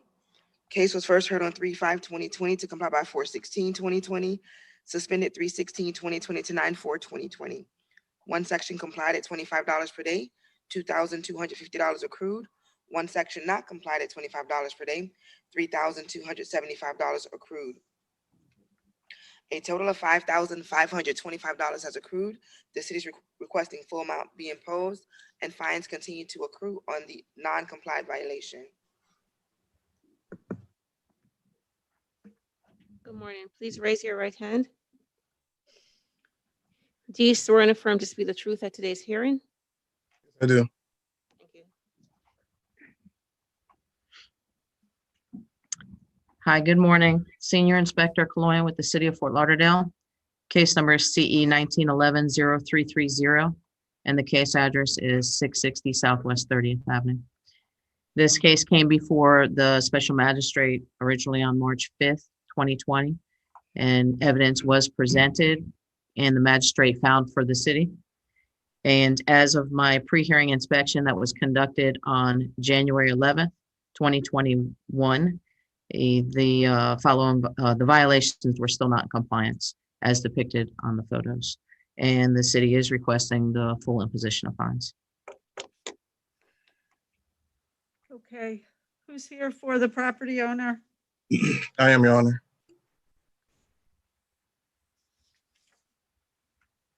Okay, why haven't you brought this property into compliance? Well, around the time of March 5th, my mother and I, we live in New York. And around that time, we contracted COVID. Didn't know about this, didn't get a letter about this. My brother-in-law, however, is the one that was informing us of that. And he was the one trying to maintain it. But at the time, we I was sick and she was sick as well. We've done our best to try to take care of what could be taken care of. But as far as the asphalt is concerned and the pavement, that's something that is going to take a good amount of money to render. So and the whole whole painting. Again, unfortunately I had to leave it up to my brother-in-law, which he's been passing around the house, to make sure it's been taken care of as well. So I'm told that the painting is in compliance, that's been done. Is that right? No, actually that was incorrect. It wasn't completed. The area inspector had done a re-inspection for me and she put it as complied on there, but it was not complied. There's still an area on top of the top part of by the roof, and then also by the garage. I think it's the garage to your left, if you can show the picture. And on the bottom part, it needs some repair work. I don't know if I can bring the picture up right there. See on the bottom, and yeah. Okay, sir, how much time do you need to bring this property into compliance? I want to work with you because of your illness and your mom's illness. Right. As far as the painting is concerned, I know I can get that done within this weekend coming. As far as the asphalt, it's going to take a little time because we will have to break everything and then replace it. So, I mean, like I said, I live in New York, so it's not something I'm hands on. It's something I will have to get a third party, and again, that does require a lot of money. Okay, what I'm going to do is I'm going to give you 10 days to finish the painting. Okay. And suspend the fines during that period. Okay. And with regard to the driveway, I'm going to give you 44 days to complete that. Okay. And suspend the fines during that period of time. Okay. I appreciate it. I do. Thank you. Okay. Good luck to you. Feel better. Thank you. Thank you. Our next two cases are on page 23.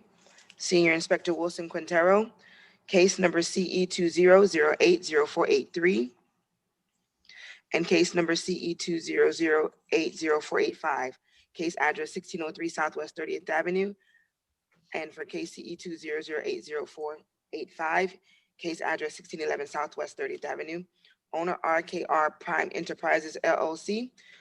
The cases were first heard on 10/14/2020 to comply by 10/24/2020. One section not complied at $50 per day. $4,000 has accrued on each violation.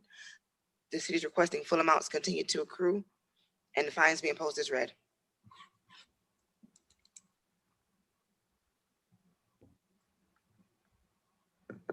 Good morning, Richard. Can you please raise your right hand?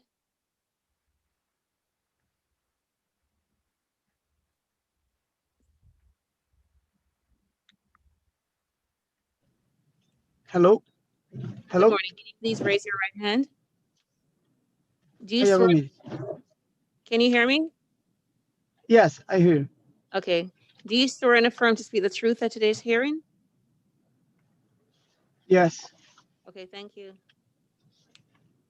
Good morning, Your Honor. Senior Inspector Quintero, Senior number 269 on behalf of the city.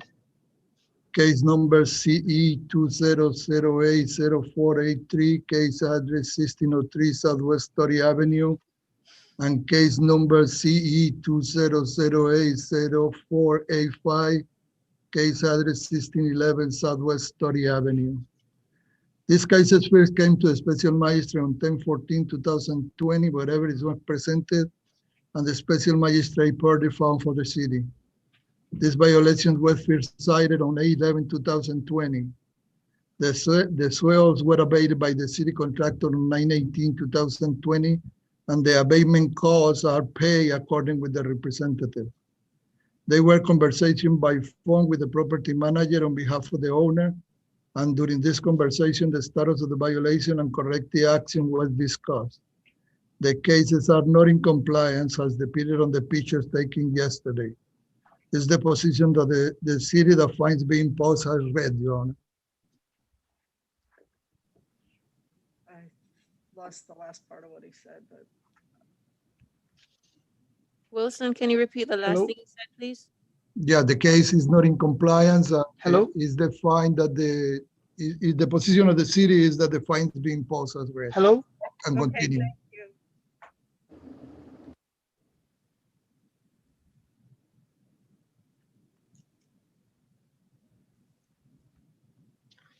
Hello? Mr. Silas,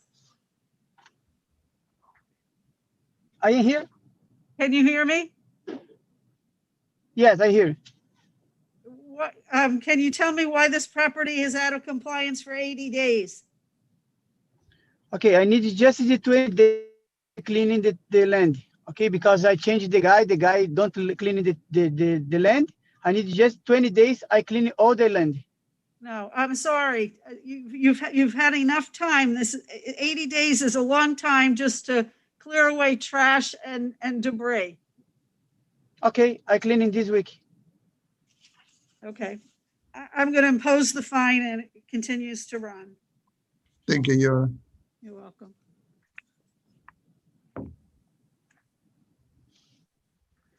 Our next case is on page 24, Senior Inspector Wilson Quintero, case number CE 190808990, case address 1515 Southwest 25th Avenue, owner Jeremy Dubois, case first heard 1/16/2020 to comply by 4/16/2020, suspended 4/17/2020 to 9/4/2020. One section complied at $50 per day, $850 accrued, and the city is requesting $500.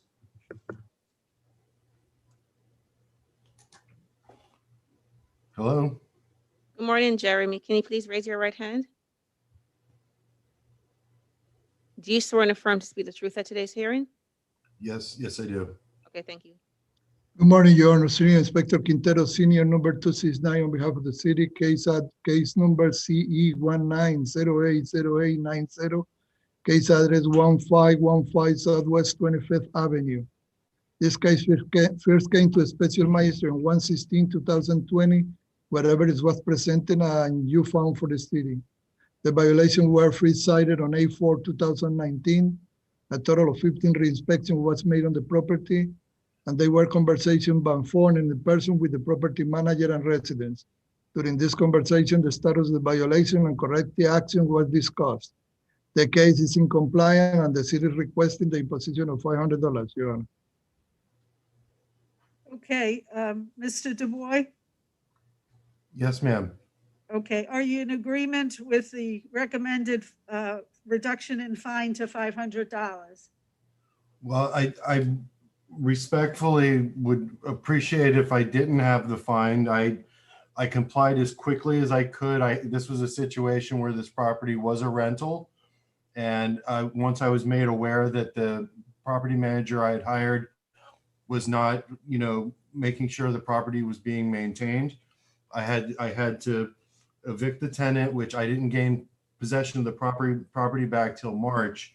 And of course, that was right when COVID-19 had really taken hold. I haven't worked since February of last year. I live in Los Angeles, California. I've since brought everything up to compliance. My retired father is now living in the property, and it's being maintained. I spoke with Mr. Quintero, and we spoke on the phone right when COVID had hit. I explained my circumstances. He told me to take the time that I needed to get this up, but not to waste time on it. I was very appreciative of that, but I didn't see anything else from the city until this notice to appear. That I had already brought everything back up to compliance. Without having any income, I've done everything I possibly can to get the property up. In the last 2 years, I've purchased a new roof on this property, new fencing, a total of $30,000. It cost me thousands to evict the tenant. Fortunately, the tenant left right before COVID-19. Well, not really right before. He had agreed to move out in January because I didn't want to evict over the holiday season. And I ended up not being able to get him out of the property until mid-March. Since then, I've spent every bit of resources I have trying to bring this property up. It's actually being repainted today, even though, you could see it isn't, out of compliance, but the whole house is getting repainted. I found out that the previous tenant had stolen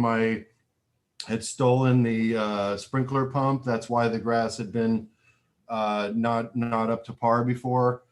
So the entire sprinkler system needs to be redone, and I'm doing that as I gain the means to do so. But I'm hopefully my circumstances are understandable in light of what's been going on, with my employment opportunities. I'm a live sound engineer. I do concerts. I haven't worked since February. I'm on unemployment. I'm trying to do the best I can here. I'm pleading for mercy in this situation. Okay, anything else from the city? No, Your Honor, he was very diligent. I can't recall that to the court, but I used to point it out that the administration cost on this property is $856. So I let to you the decision, Your Honor. How much are the administrative costs? $856, Your Honor. 856. Pardon? 856. Oh, geez, okay, all right. Okay, I'm gonna reduce the fine to $200. Thank you, Your Honor. Okay, Thank you. How do I take care of this citation? yeah, you'll get a notice in the mail. Okay, thank you very much. You're welcome. Our next case is on page 12. Senior Inspector Manny Garcia, case number CE-19110589. Case address 2160 Southwest 16th Court. Owner Tamara Esquivel. Property posted 12/2/2020. Posted at City Hall 12/29/2020.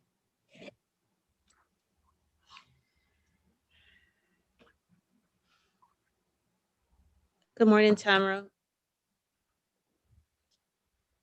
Edward. Good morning, Edward. Can you please raise your right hand? Do you swear and affirm to speak the truth at today's hearing? Yep. Edward? Good morning. Please raise your right hand again. I'm sorry. Do you swear and affirm to speak the truth at today's hearing? Yes, that is correct. Thank you. Good morning, Your Honor. For the record, Senior Officer Garcia with the City of Fort Lauderdale Code Compliance Division presenting case CE-1911589 in reference to the property 2106 Southwest 16th Court. This case was originally cited on November 14th of 2019 for the following violations: 9-280H1, which is complied. 9-306, the exterior building walls have not been maintained. Structural parts, including fascia and soffits, are in disrepair. There are areas of the exterior that have stains and missing and peeling paint. 9-308B complied. As per the photos depict, the only pending violation for this case is the exterior paint condition. I've maintained constant contact with the property owners. In fact, this property was in a lot worse conditions than it is standing today, even though it's still in violation. They are working on a complete renovation of the property, and the exterior is their phase 3 as they're moving into their phase 2, which is the interior. And so at this time, well, we both came into an agreement that 91 days for compliance or a $100 per day per violation to be imposed. Okay, is there somebody here for the property owner? Yes, I'm here. I'm the husband. Okay, are you in agreement with the 91 days to bring the property into compliance? I sure am. Okay, thank you very much, sir, for your cooperation. Thank you. Thank you, Your Honor.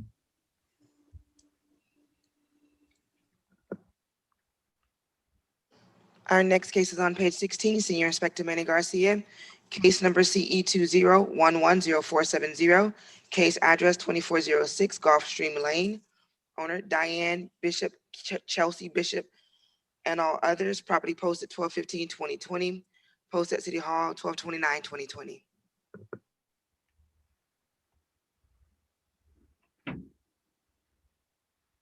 Chelsea. Good morning, Chelsea. Please raise your right hand. Do you swear and affirm to speak the truth at today's hearing? Chelsea, can you hear me? Can you hear me now? I can. Please Yes, please raise your right hand. Do you swear and affirm to speak the truth at today's hearing? I do. Thank you.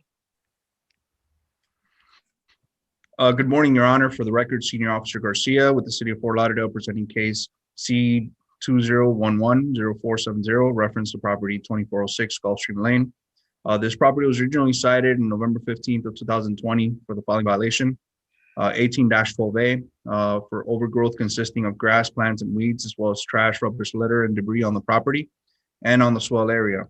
The violation was previously cited on September 15th, 2020 under case CE20090557, and again on January 27th, 2020 under case CE-20011360. Due to the recurring nature of this violation, the case is being brought to the magistrate. At this time, the property is in compliance. The city would just like a finding of fact due to the recurring nature of the violation. Okay. Who is here for the property? I am Chelsea Bishop.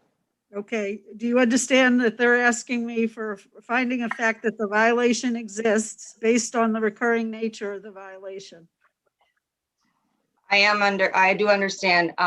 Basically, I had a property management company that I was paying to go out and maintain the lot. And unfortunately, with the circumstances of the last year with COVID, I was not venturing out to inspect it myself and was trusting them to be doing the job that I was paying them for, which apparently was not happening. I know the city actually went out and did the swales. We have paid for that. And I have contracted a new management company that is starting this week to go out and maintain and stay on top of the property for me. Okay, I appreciate that. I'm going to give them the finding of fact, but I trust that we won't have any future violations. And just to clarify my understanding, the finding of fact going forward means that should there be a problem, you guys just go out and address it. We no longer get any kind of notification, correct?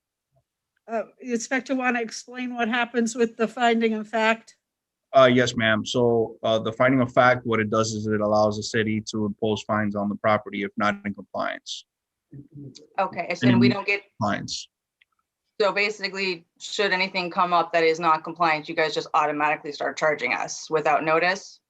No, a notice is always going to be issued. A notice of violation will always be issued, whether it's in a citation format or in a notice of violation hearing. Okay, and then once that notice is issued, it's a daily fine. Correct. What kind of fines are we looking at? I'm Um, just very nervous now. We got burned by one management company. I just kind of want to know what I'm looking at going forward should we have another issue. right. So I'm going to give you a call Okay. later on this afternoon while I'll communicate all the information. Okay, great. Thank you. I appreciate all of your assistance. No problem. Thank you, everyone. Thank you. Your Honor. Our next case is on page 19, Inspector Karen Proto, case number CE 1907186, case address 1651 Northwest 26th Avenue, owner Stephen Williams. This case was first heard on 3/5/2020 to comply by 4/2/2020, suspended 3/16/2020 to 9/4/2020. 3 sections not complied at $25 per day, $9,825 accrued. The city is requesting full amount and fines continue to accrue.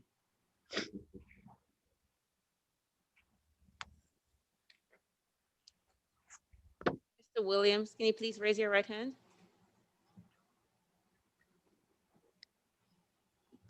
Do you swear and affirm to speak the truth at today's hearing? Mr. Williams? Yes. Can you hear me? Yes, I can. Please raise your right hand. Yes. Do you swear and affirm to speak the truth at today's hearing? Yes. Okay, go ahead. Thank you. Karen? Inspector Proto, presenting behalf of the city. Case number and address is read into the records. This case came before Special Magistrate on 3/5/2020, where evidence was presented and the magistrate found for the city. These violations were first cited on 7/24/2019. A total of 23 inspections were made to the property. I was contacted by the owner via phone yesterday. All violations remain. It is in position of the city that fines be imposed as read.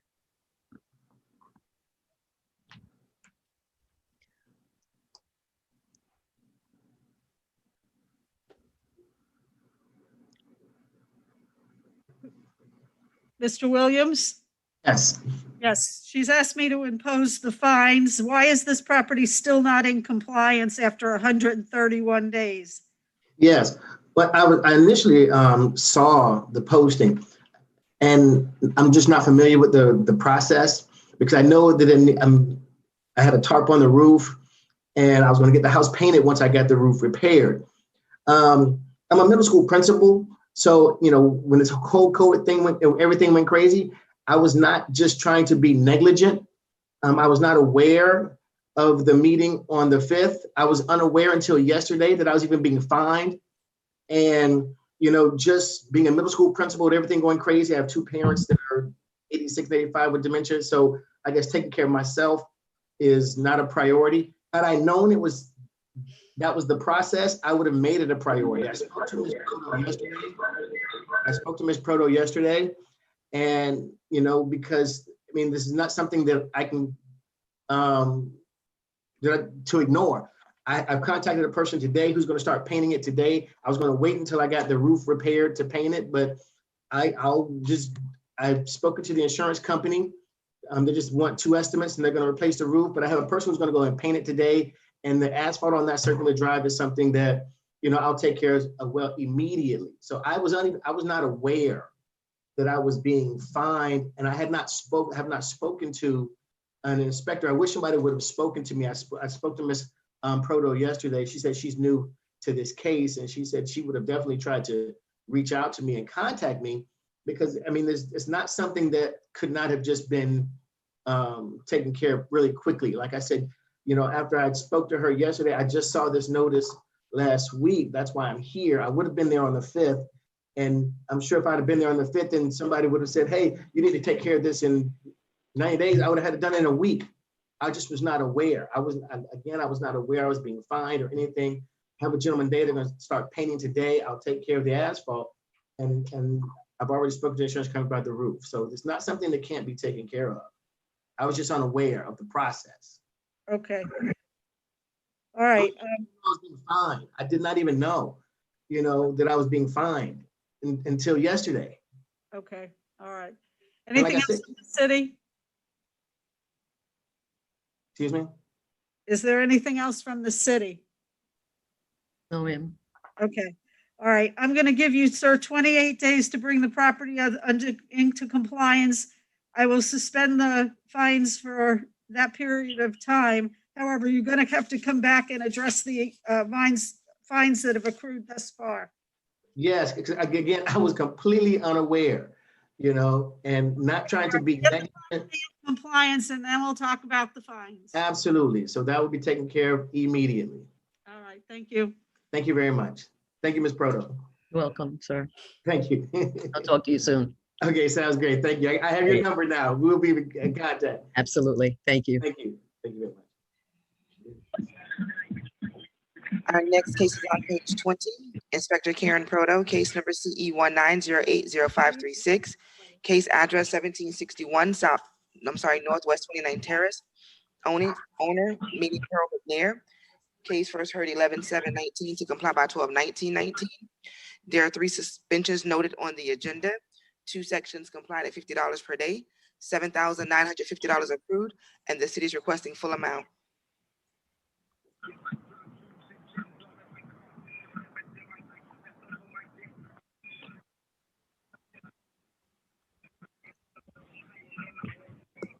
Hello. Good morning, Minnie. Oh, no, sorry.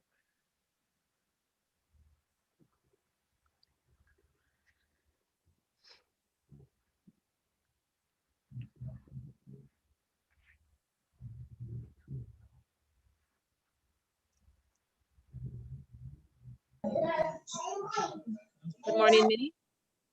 Good morning, ma'am. Could you please raise your right hand? Do you swear and affirm to speak the truth at today's hearing? Yes. Okay, thank you, Ms. Minnie. Karen, go ahead, please. Inspector Proto presenting on behalf of the city. Case number and address as read into the records. This case first came before Special Magistrate on 11/7/2019, where the evidence was presented to the magistrate and was found for the city. These violations were first cited on August 7, 2019. A total of 24 inspections were made to the property. Contact was made with the property owner. The case went to Massey hearing on 10/14/2020. The owner was granted 14 days to comply. Violation 47-31.1.A.1 is now in compliance. The compliance date was 10/28/2020. It is the position of the city that the fines be imposed as read. Okay, Ms. McNair? Yes, ma'am. Why did it take you so long to bring the property into compliance past the deadline you were given? I've already did everything she asked me. She said,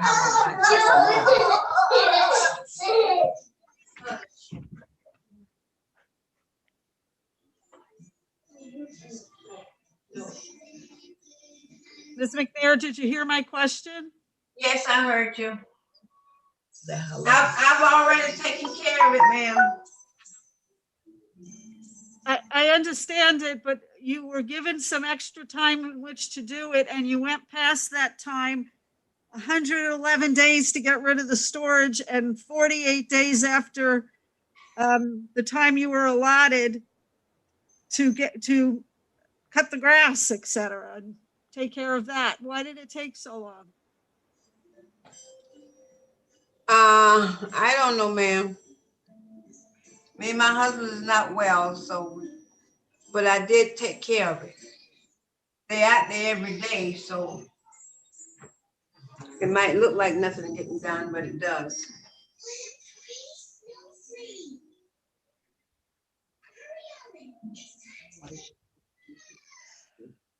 We have done everything they asked us to do. Okay. Anything else from the city? No, ma'am. All right, I'm gonna reduce the fine to $1,200. Thank you.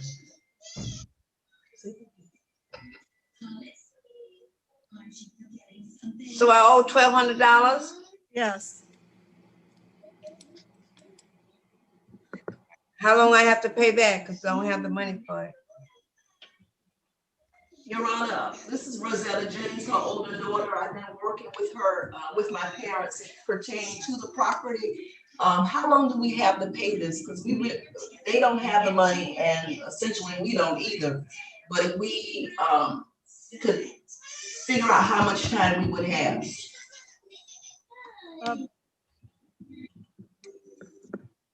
You'll receive notice of it. What is it? Okay.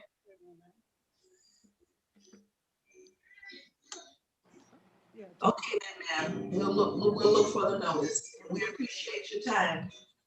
Thank you. Thank you, Miss Karen. Thank you. Thank you. Thank you. God bless you all. Happy New Year. Okay, it's usually 30 days, ma'am. Oh, well, we need a lot longer than that. For $1,200, oh God, we can't hardly live as it is. Yeah. Explain to me your circumstances, your financial circumstances. We are living off of our Social Security, ma'am. Okay. All we have is our Social Security. Okay. So they do live off the Social Security, but my siblings and I help pay what their Social Security does not cover. And in order for us, there would be no way that we could get $1,200 in 30 days. Is it a way we can have 90? And I can talk to my siblings to see how we can get it because we don't have it. Okay.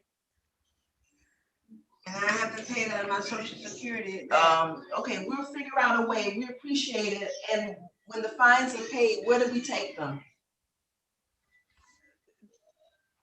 Or send them. Oh, okay. You said a letter will come. Okay, we'll figure that out. But we appreciate your time. Okay. All right. Thank you very much. Thank you. God bless. Our next case is on page 20. Inspector Karen Proto, case number CE20030502. Case address Northwest 21st Avenue, owner Bessie M. Williams. This case was first heard on 10/14/2020 to comply by 11/18/2020. One section not complied at $25 per day, $1,375 accrued. The city is requesting full amount and fines continue to accrue. Good morning, Ms. Williams. Good morning. Please raise your right hand. Do you swear and affirm to speak the truth at today's hearing? Yes. Okay, thank you. Inspector Proto presenting on behalf of the city. Case number and address as read into the records. This case first came before Special Magistrate on October 14, 2020, where evidence was presented and the magistrate found for the city. These violations were first cited on March 12, 2020. A total of 11 inspections have been made to the property. Case is not in compliance. Violation BCZ 39-296 remains. It is in the position of the city that the fines be imposed as read. I have met with Betsy on several occasions to see if she could get the trucks removed, but the violation remains. It's a position of the city to be imposed as read. No, that's not true. Because I removed one of the trucks and I tried to remove the other one last night, but the guy wasn't home. So I had to come back this morning. I'm in the process of getting it out now. Okay. Okay, Ms. Williams? I promise you. Yes. Yes, why has it taken? Why has it taken 55 days to get them both removed? I didn't have anywhere. It was hard to find somewhere to store them. Everywhere was full. I either had to wait. Say that again, I'm sorry. I said I had to wait. Everywhere was full. So I finally got an opening this week. For what? For the trucks. I got the one truck moved, but it's another truck. I'm in the process of moving it in a couple of minutes. It's the problem you couldn't find a place to move too? Is that what you're telling me? Exactly. I couldn't find anywhere to put the trucks, locally. Okay.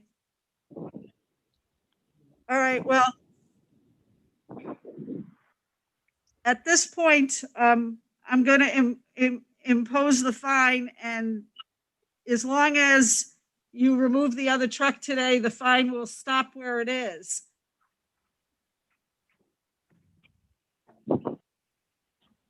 And how much are the fines?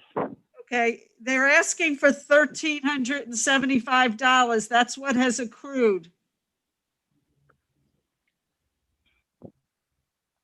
Oh. Can I make those payments over time?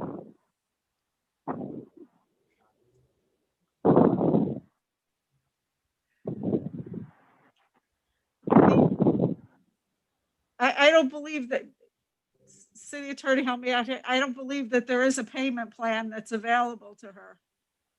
Yeah, Your Honor, I code would know better, but I don't think the city is set up for payment. We can do payment. Periodic. All right. We can take payments. All right, Ms. Williams, I'm gonna. You can?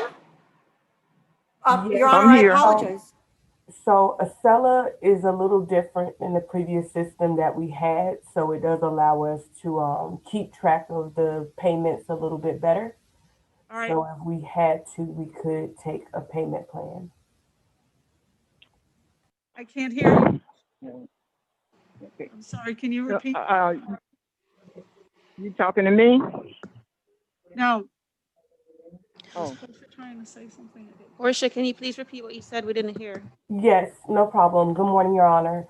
I was simply saying that the system that we have now, Acela, does allow us to track payments if the property owner would like to make payments in light of paying everything at once.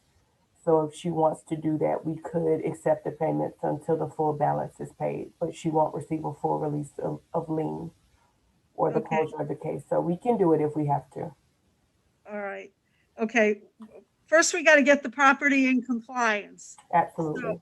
Right. So what I'm going to do is I'm going to give you 7 days to get rid of that truck, to bring the property into compliance. And then you're going to have to come back and address the fines at another hearing.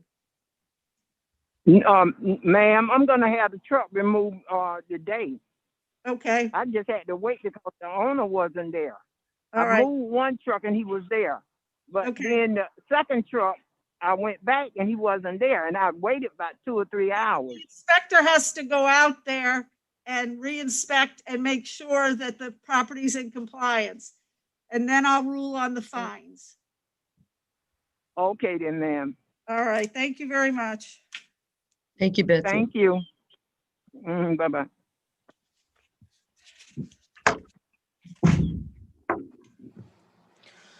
Our next case is on page 6.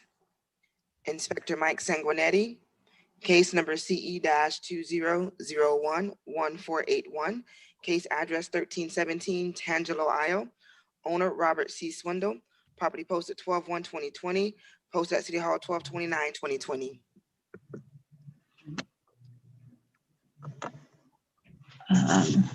Your Honor, Patricia Rathburn for Robert Swindell. Good morning, Patricia. Patricia, please raise your right hand. Do you swear and affirm to speak the truth at today's hearing? I do. Thank you, Patricia. Great, okay.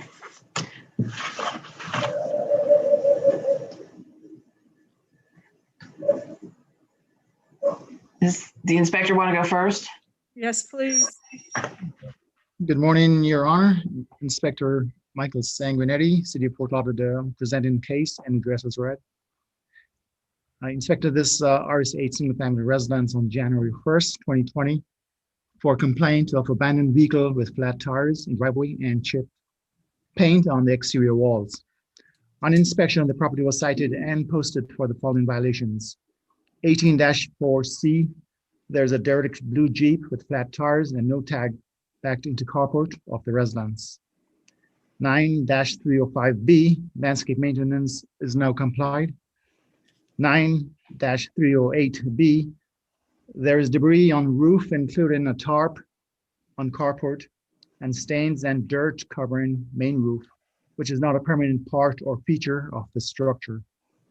9-306, the exterior building walls have not been maintained. Structural parts, including fascia and soffits, are in disrepair. There are areas of the exterior walls that have stains and missing peeling paint. Property was posted with both red tag notice for the derelict vehicle and inspection report for the other violations, allowing 10 and 21 days respectively to correct. Property owner has reached out only once during the duration and only complying violation 9-305B. Pre-hearing inspection on January 10th, 2021 shows the 3 violations remain as depicted in the photographs. The city is requesting that the violations be brought into compliance, 10 days for the derelict vehicle and 21 days for the other violations, or a fine of $50 per day for each violation thereafter. Your Honor, my clients don't live there. They just got this notice in their mail. Obviously, it had been sent before, but they just got it yesterday and contacted me yesterday. With respect to the Jeep, they can be in compliance with respect to the violation on the Jeep, which I believe is 9 through. Well, the Jeep violation, they can be in compliance within 10 days. The exterior building walls, they will hire someone to pressure wash that and repair the soffit and take care of that. We were asking for 30 days for that one. On the debris and the tarp on the carport, they moved out of there earlier this last year, actually, in anticipation of doing a total renovation of the house, and they couldn't live there during the renovation, so they moved out and are currently living in a 2-bedroom apartment with his 93-year-old mother and his husband, and it's that no one wants to get back into this house more than they do, but being reduced to 1 income because of a job loss from COVID. At this point, they're sort of waffling between tearing it down and starting from scratch or trying to do some less expensive renovations to the property. They've determined with respect to the carport, which is the one with the tarp, that whichever way they go with the house, they're going to take the carport down. So we're asking for 45 days on the carport one, because they need to find a contractor, pull a permit, and demolish the structure, which is their intention at this point. So, I'm sorry. I am terribly sorry. Is there a carport violation here? Is there a violation with regard to the carport? One second, I apologize. There's objection.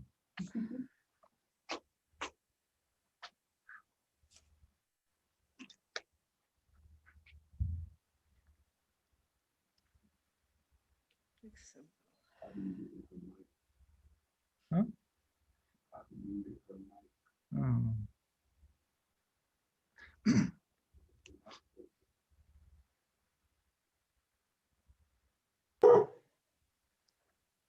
Hasn't made a sound all morning while I've been listening to you. If you give me 1 more second, I am so sorry.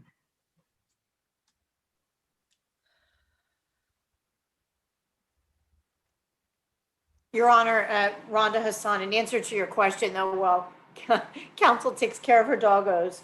9-308B talks about the tarp.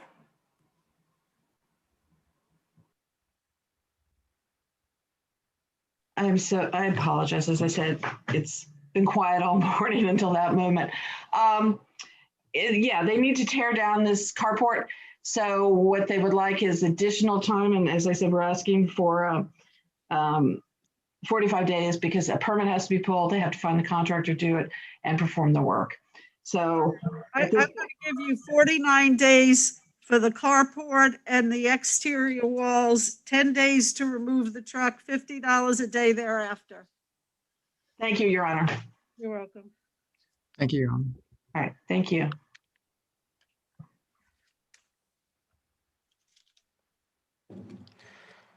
Our next case is on page 18.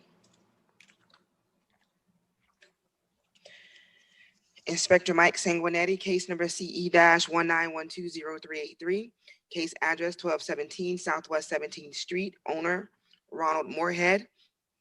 Case was first heard on 8/13/2020 to comply by 9/24/2020, suspended 9/23/2020 to 10/28/2020.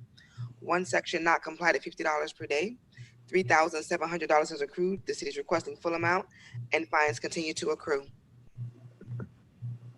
Good morning, Mr. Moorhead and John Brown. John Brown? Yes, I'm here. Can you hear me? Yes, we can. Can you both raise your right hand, please? Do you swear and affirm to speak the truth at today's hearing? I do. I do. Thank you. Inspector Michael Sanguinetti, City of Fort Lauderdale, presenting case and address as read. This case was first heard on August 13, 2020, and special magistrate ruled for the city. The violation cited 47-34.4.B.1, overnight parking of boat and trailer that exceeds 21 feet in length and which is being stored in the driveway of property. As of January 10th, 2021, the violation remains. The city is asking for the imposition of fines. Mr. Moorhead, Yes. hasn't this boat been removed? I can't believe we're still doing this. Well, what happened is I'm doing my seawall and my boat lift and everything, and the city was allowing me enough time to get the seawall and the boat lift done so that I could put the boat on the boat lift. In October, we started the project, and they were overworking and started to do the project. They were so harassed by my neighbor that. That's not true. Can I finish? Please, Can I everyone, finish? one at a They were time. they were so harassed by my neighbor and what have you, and I don't know if the virus had anything to do with it, but the project seemed to stop for some time. Now I have no control over the contractor. He has over $20,000 of my money that I've paid him to get this project done. And as a matter of fact, as we speak right now, they are out back in my yard putting down the steel and everything to pour the seawall and get all that project done. And then the boat is going to be on the boat lift. I have done everything I can to comply. I have done everything I can to move forward with the project. They were here working and were so harassed that they haven't been back. As a matter of fact, my contractor told me that he ran to the neighbor at the restaurant and told him, hey, how about knock it off so we can get the job done?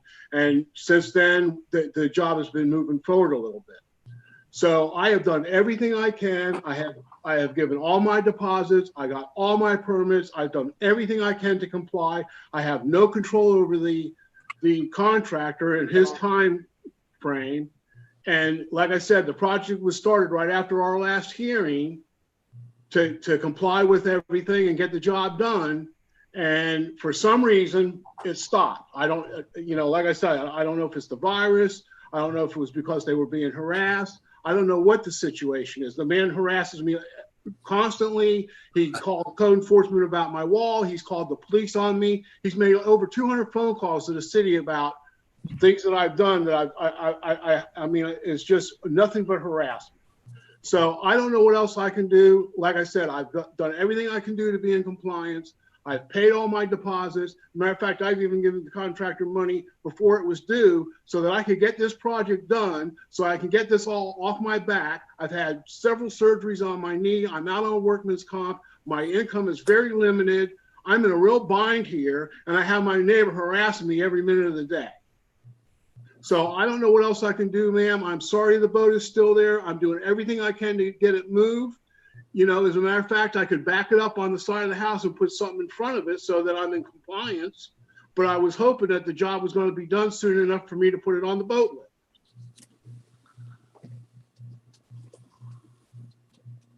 Okay, Mr. Brown? Yes, can you hear me? Yes, I can. It's totally a false statement about harassment and how he knows there's 200 phone calls to the city is unproven. May I speak, please? No. The permit that Mr. Moorhead is talking about was pulled in 2018, January of 2018. He's had 2018, 2019, 2020 to get this seawall in place. It has nothing, the delays have nothing to do with me.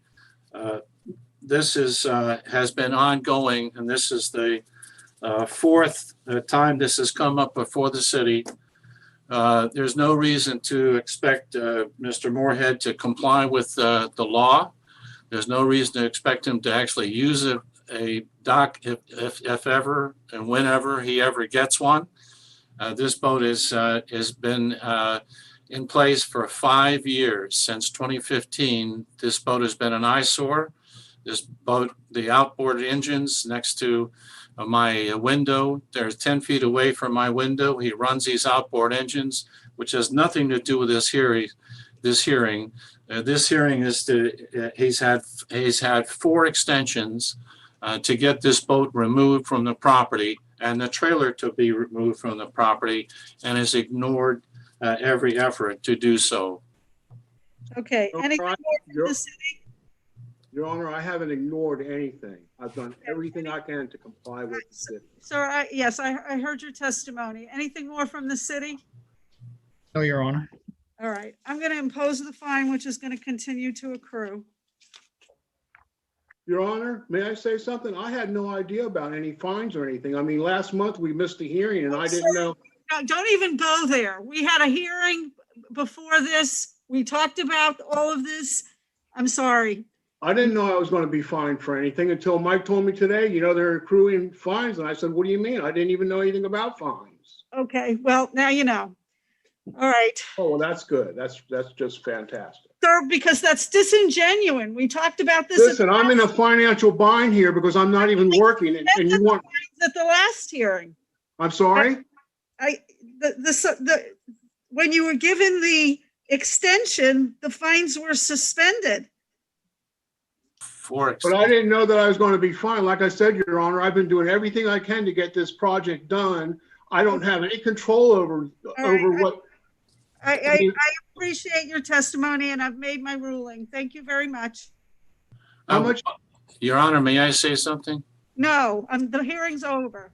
Thank you. Thank you, Your Honor. You're welcome.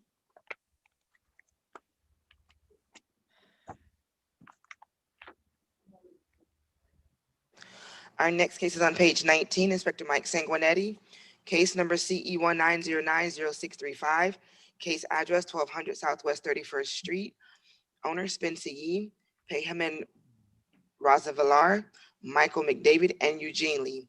This case was first heard on 2/6/2020 to comply by 3/12/2020, suspended 3/16 to 2020 to 9/4/2020, and 10/28/2020 to 12/16/2020. One section complied at $50 per day, $2,850 accrued. 3 sections not complied at $50 per day, $12,600 accrued. A total of $15,450 accrued.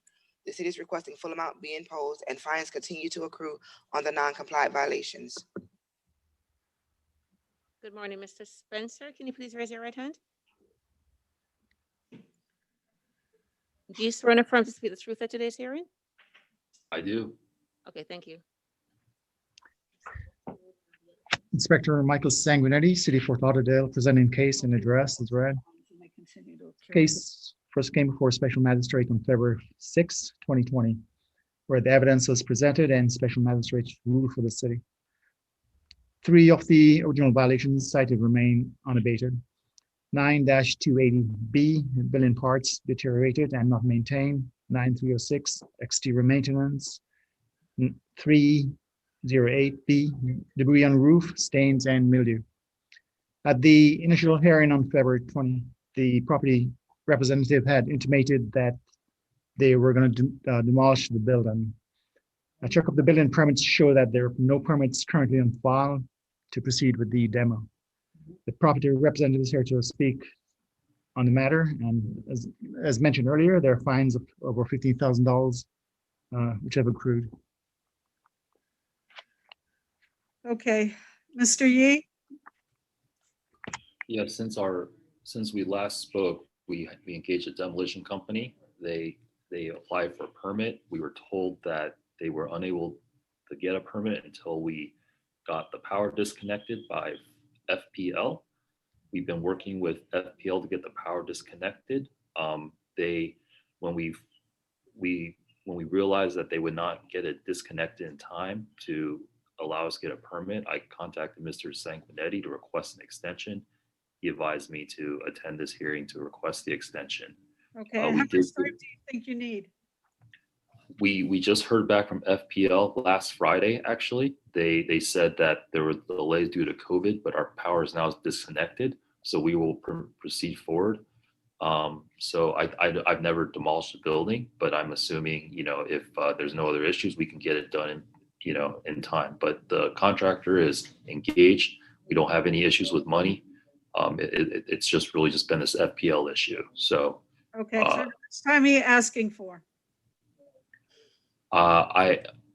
As 60 days, would that be possible?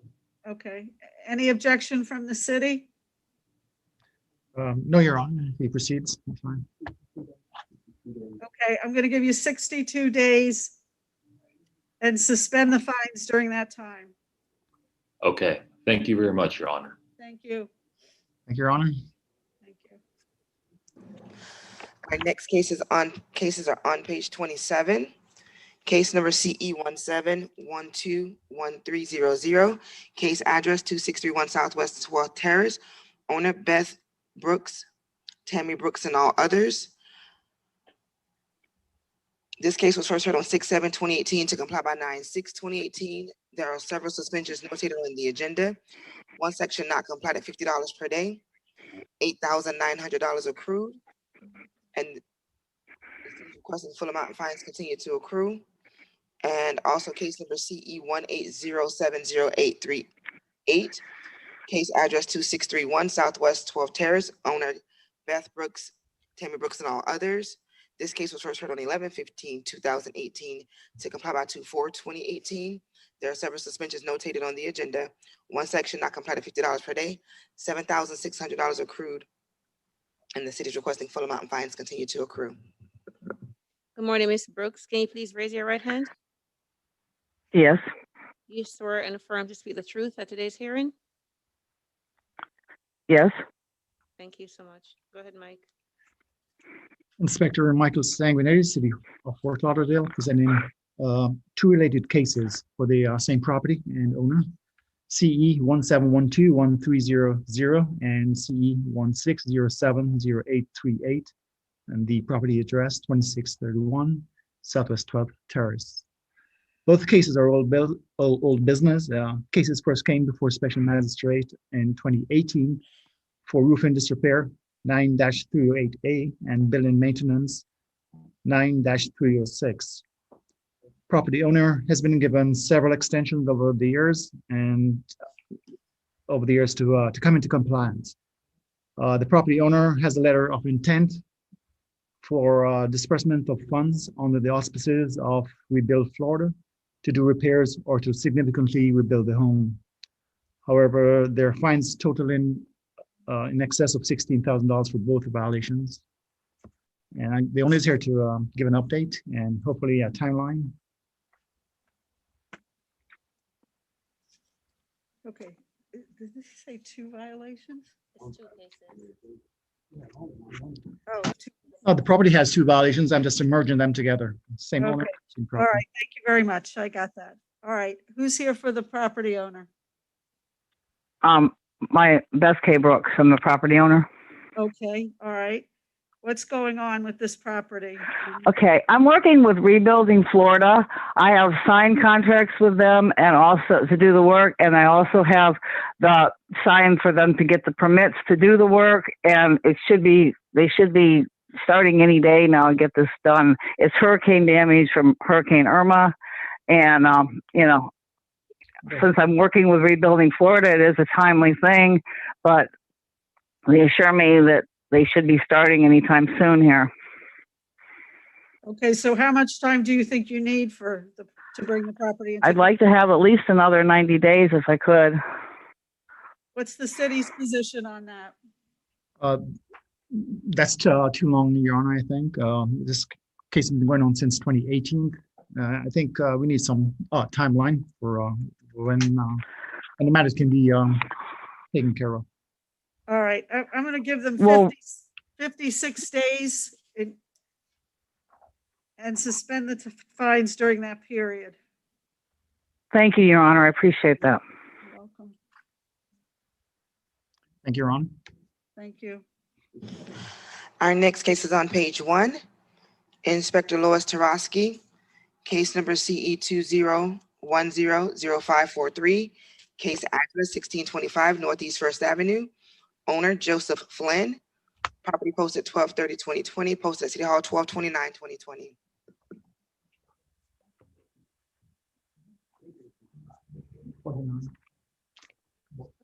Morning. Joseph, could you please raise your right hand? Do you swear and affirm to speak the truth at today's hearing? I do. Thank you.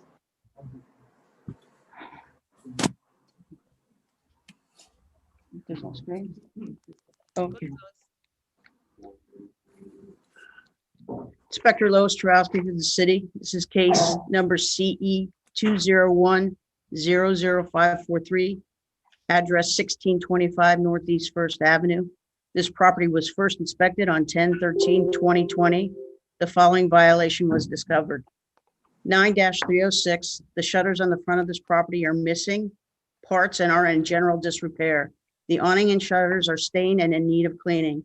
A pre-hearing inspection took place on 1/11/2021, and the violation remains. I have not received any contact from a property owner or representative at this time. The city requests the violation be brought into compliance within 21 days or a fine of $25 per day be imposed thereafter. Okay, Mr. Flynn, Yes. are you in agreement to bring the property into compliance within 21 days? I do believe I will need additional time, Your Honor, because I'm currently awaiting reinstatement with my main employer. That was significantly delayed due to some legal issues and COVID delaying the adjudication of those legal issues. So I just spoke with my attorney regarding that issue actually last week, and they will be contacting my employer's attorney to work through a settlement agreement, which will actually allow me to have income to actually pay for some of the work to be done. I've tried to do some of the work myself, simply because I just don't have the ability to actually pay someone else to do the work. And it's been difficult because I actually got a car. I was hit by a car in April riding my bike in the neighborhood. So I've had some physical issues as well as income issues that kind of restrict me. I do believe I can get it done maybe within 90 days, but the 20 days is going to be very difficult because I don't know if I'll actually be back at work with a reliable source of income as my main source of income to actually afford to make some of these changes necessary. Okay, what's the city's position on 90 days? This has been ongoing, and since I haven't really had contact with this gentleman at all, certainly would have worked a time frame out prior to this. Let's see, time frame, 56 days. Okay, that's what I was thinking. Mr. Flynn, I'm going to give you 56 days, and you need to keep in touch with the inspector if you run into a problem. Yes, ma'am. All right, thank you very much. Thank you. Have a good afternoon.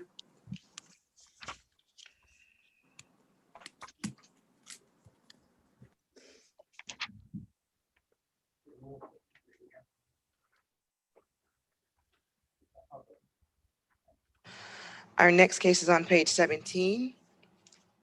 Inspector DeAngelis Gibson, case number CE 20060050, case address 4771 Bayview Drive, owner Amadeo Tenaglia and Maria Tenaglia. This property was cited on 6/30/2020 to comply by 7/5/2020, suspended 11/19/2020 to 11/26/2020. One section not complied at $200 per day. $36,600 is accrued, and the city is requesting full amount, and fines continue to accrue.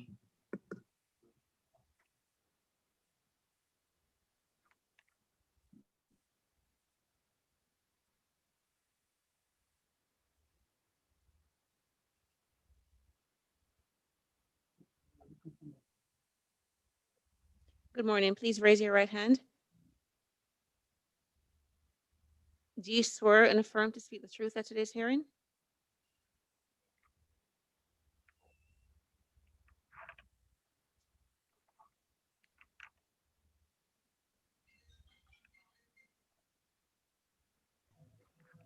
Hello, Can you hear me? Good morning. Your Hello? Honor? Yes, No, please raise your right hand. Do you swear and affirm to speak the truth at today's hearing? yes, I do, Your Honor. Thank you so much. Good morning, Your Honor. Inspector DeAngelis Gibson on behalf of the city. Case and address as read in the record.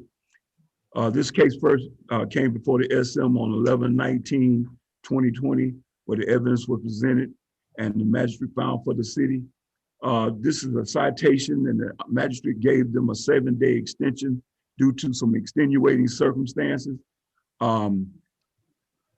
The violations on this case are still, I've been by the case several times and there's no one at the property, but the violation on this case is that the property is still being advertised for a use as a vacation rental. Your Honor, Yes, can you see me, Your Honor? I cannot see you. Like it, all right, hold on 1 second.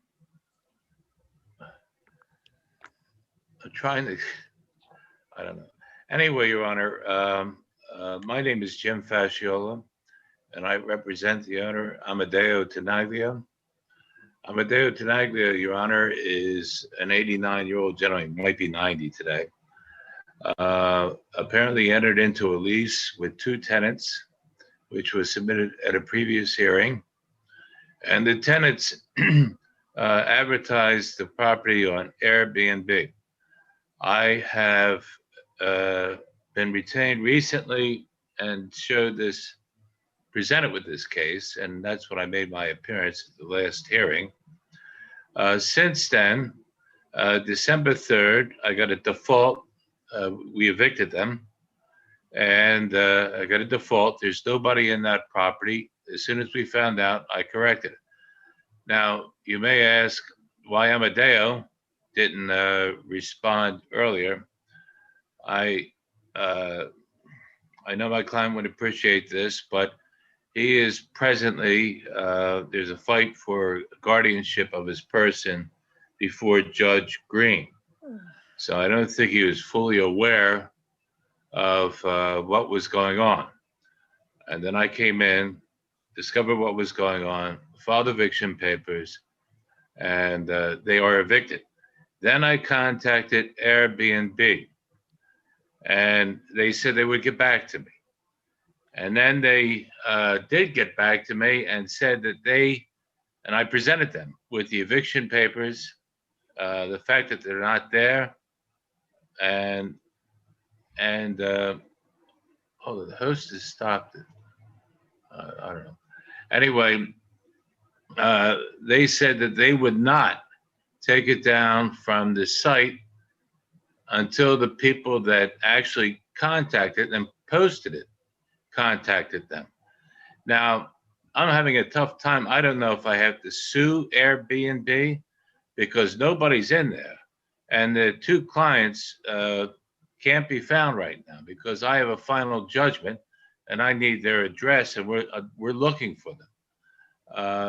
So I don't know what to do. I don't know what, I know that I don't know what their contract is with Airbnb. They wouldn't share that with me, and they would not respect my request to take that site down. There is nobody going in there.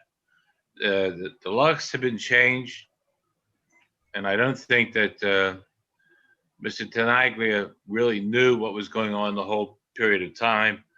And the house is presently listed, and will be sold for the benefit of Mr. Tenaglia and his maintenance. It's rather complicated, Your Honor. I apologize. Well, it's not as complicated as you think. It is a problem when tenants put the property on Airbnb, getting them to cooperate. My major concern, though, is that the property owner be held liable when they may not be competent. I'm sorry, Your Honor. Well, my main concern is that the property owner be held liable when they may not be competent. Well, that's an issue before Judge Green presently. And we had a mediation to avoid an adjudication of incompetence, but everything is going to be transferred into an irrevocable trust. So I don't know that you could hold him liable because I'm not sure. Now, I'm his advocate. I'm not sure that he has full capacity. I had him at the last hearing, Your Honor, and he did not know what was going on, I don't think. And he's very frail, and I really can't say any more than that. I do request that Your Honor not impose any fines. We took care of the situation, and that the city contact me directly. The situation isn't taken care of because technically you're still out of compliance until that Airbnb advertisement comes down. Your Honor, I have to find the tenants. I don't know what, unless I sue them, which may have to be done. Nobody's allowed in that property. We changed the locks. Nobody's gaining access. And we had no idea what was going on. Okay. And we got threatened by the tenants. Okay. Does the city attorney want to weigh in on this one? No, Your Honor, I was just going to ask who Maria is because there are actually two property owners, and I do recall the case before. So is Maria his wife? No. They transferred that property and gave Maria, which he didn't know. We're fighting about that in Judge Green's court. They gave his daughter, Maria, who he hasn't spoken to, 22% interest. And that was requested by his son. That's why we're in the guardianship court. And also, Amadeo, his power of attorney is suing Maria and suing his son. It's very complicated. Suing the son for doing that without his permission. So we at mediation, we came to the conclusion that we'll set up an irrevocable trust, and Maria will transfer her unauthorized 22% ownership into the irrevocable trust, and we'll proceed from there. It's not an easy one, Your Honor. I mean, Your Honor, as you know, one of the things in terms of a cessation of rental would be an affidavit saying that the property is not being rented anymore. Considering the circumstances, I think that the department could consider an affidavit from counsel in light of his representation, the representations he made at the hearing. Okay. And perhaps based upon that, we could close the case. Okay. I'd be more than willing to provide that, Your Honor. But you can also go to the Broward County Clerk of Court site and see the eviction default. And I haven't filed for default final judgment until I find the tenants, and I don't know where they are. They're Canadian citizens, so they may be back in Canada. All right, I'm gonna give you 28 days to provide the affidavit to the city, and I'll suspend the fines during that period of time based on the testimony of potential incompetence. hopefully we can comply the property and move on from here. But at some point, you're gonna have to address these fines as well that have accrued. Okay, thank you, Your Honor. The only thing that it appears, I can sign an affidavit as to everything I said, and have it on file, but I am really kind of stuck with this Airbnb situation. You're gonna have to figure that out and maybe Yeah, I know, I'm trying. sue them. I'm trying, Your Honor. I don't know. All right, so I'm sure the city attorney will work with you on it. Thank you, Your Honor. All right, thank you, counsel. Thank you, Inspector. Thank you. Happy New Year, everybody. Happy New Year. Thank you. Our next case is on page 10. Inspector Will Snyder, case number CE 20090181. Case address 90 Olive Venice Drive, 7 and 8. Owner Aqua Events LLC. Property posted 12/3/2020, posted at City Hall 12/29/2020. Okay. Good morning. Can you please raise your right hand? Courtney? Okay. Wish I could see people.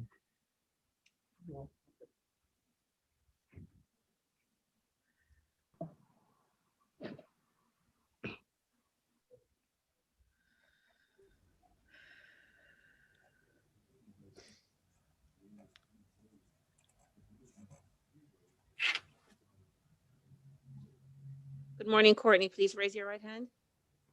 Good morning, I am. Do you swear and affirm to speak the truth at today's hearing, Courtney? I do. Thank you.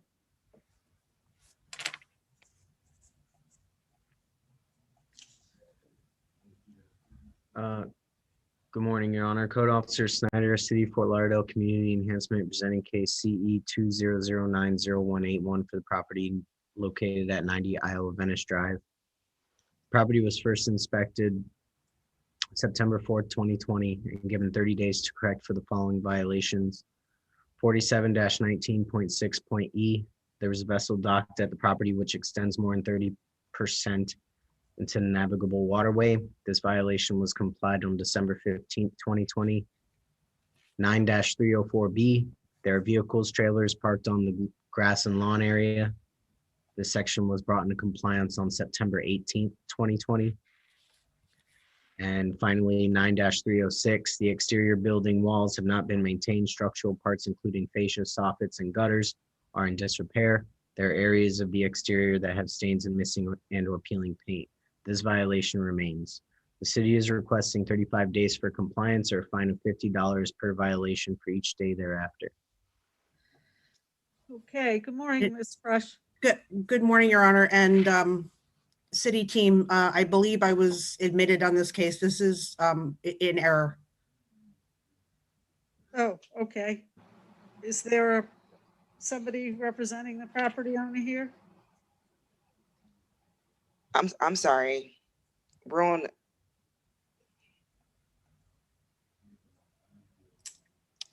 So Courtney, your case is 608 Antioch Avenue? That is correct. Okay, so that's the error. It's 608, it's my error. So it's on page 10, case number CE 20080511, case address 608 Antioch Avenue, owner Winterset Hotel LL, property posted 12/7/2020, posted at City Hall 12/29/2020.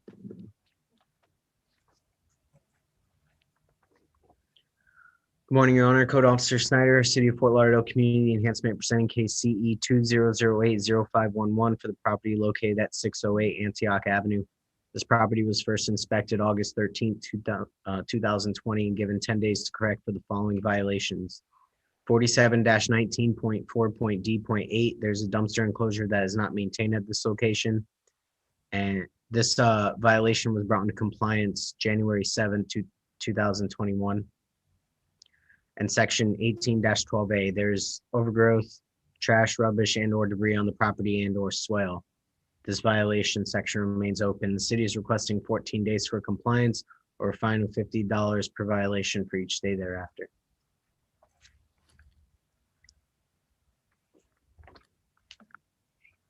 Okay.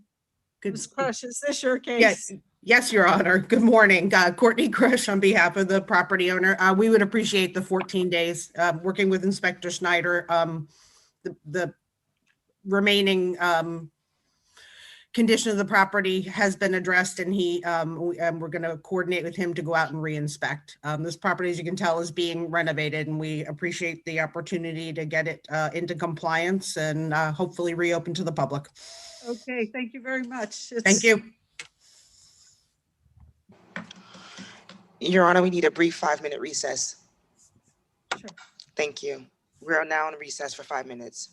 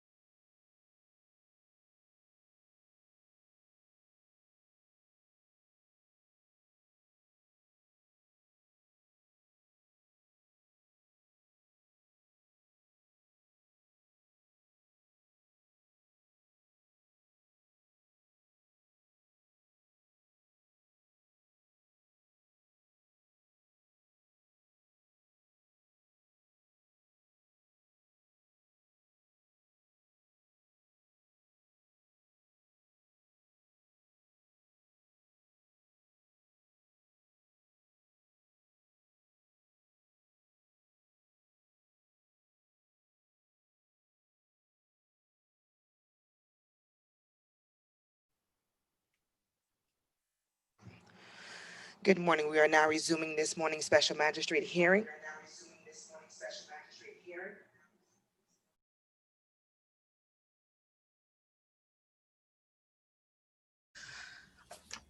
Our next case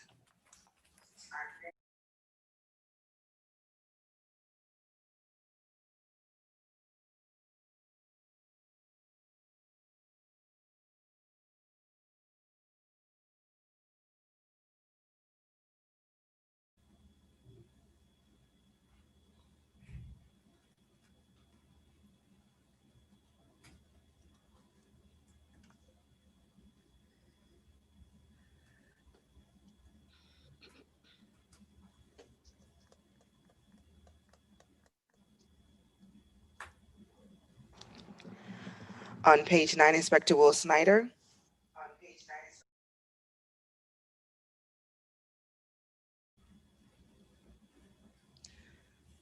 Case number CE 200604888.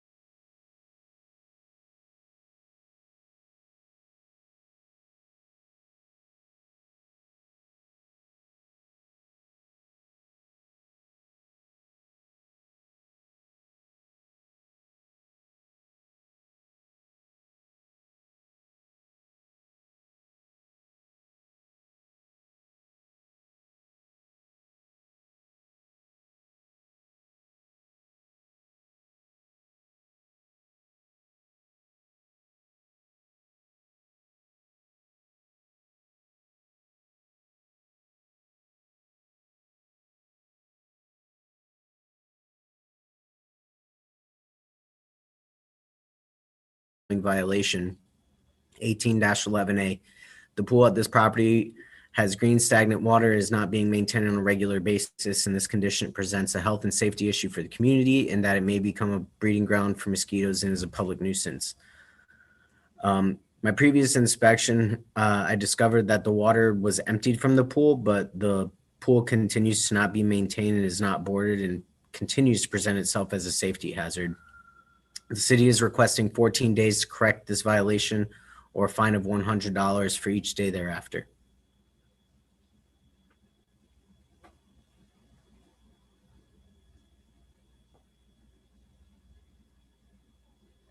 Mr. Brown?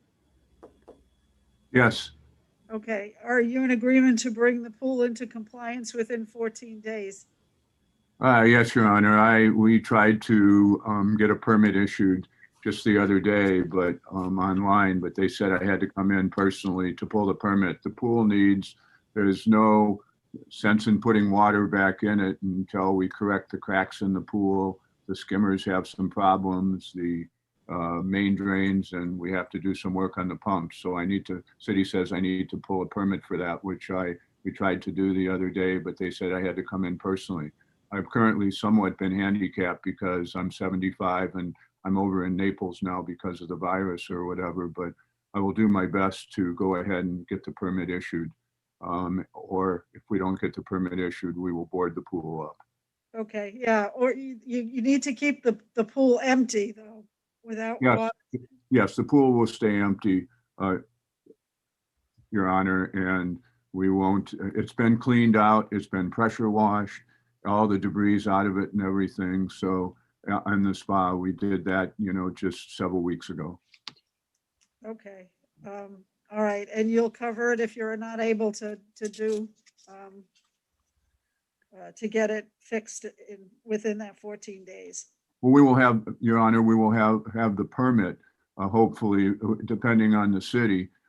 In the next few days, I will go down personally to the city and see if I can get the permit issued. And then I can only tell you that I'm not sure for people doing the Marsite or Diamond Bite work and whatever, I'm going to do some of the work myself. I'm going to pull the permit as an owner builder. So I'll be the qualifier, but I can't do the Marsite work or the interior finish of it. But if that isn't the case, I can have the inspector, Mr. Snyder, come out, and if he wants me to board it up, there's nobody living at the house currently. So if he wants, and it's posted, no trespassing. So if he wants me to board it up, I would prefer not to do that because the pool is clean and empty and we need to renovate it. So I will get the permit as soon as the city will give it to me. We will get it. I'll come personally from Naples over there to submit the paperwork for the permit in the next few days. Your Honor, I just want to be clear that the city is just asking for the property owner to board the pool. There's a long history of Mr. Brown's properties being out of compliance for several months, sometimes years on end. And I just want to let him know that in order to bring this violation in compliance, we don't need a permit. We don't need any of that. We just need the pool covered. Now, as far as the occupancy of this property, I don't know if anybody's living in there. I've never seen anybody living in there. But every time I go to this property, there's 3 to 4 cars parked in the front yard. They never answer the door. And I definitely hear like TV or radio or music coming from that property. So I'm not entirely sure what the truth is surrounding this property. But as far as this case goes, we just need that pool covered as long as it's going to remain empty. And then Mr. Brown can have all the time in the world to decide what he wants to do with the pool as far as permits go. 14 days or $100 a day thereafter. Okay. All right. Code Officer Will Snyder, Fort Lauderdale Community Enhancement, presenting case CE 201000224 at 74 Fiesta Way. This property was first inspected October 7th, 2020, and given 10 days to correct for the following violation. 18-12A. There is overgrowth, trash, rubbish, and debris on this property and or swale. This is a recurring violation. Previous case is CE 180601110. Case shall be presented to the special magistrate regardless of the compliance. Compliance for this violation section was achieved on December 2nd, 2020. The city is requesting a finding of fact that the violation did occur and is a recurring violation. Mr. Brown, do you understand what the inspector is asking me to do? I don't quite understand what the finding of fact is. What I can say is it's in complete compliance now. We've hired a new.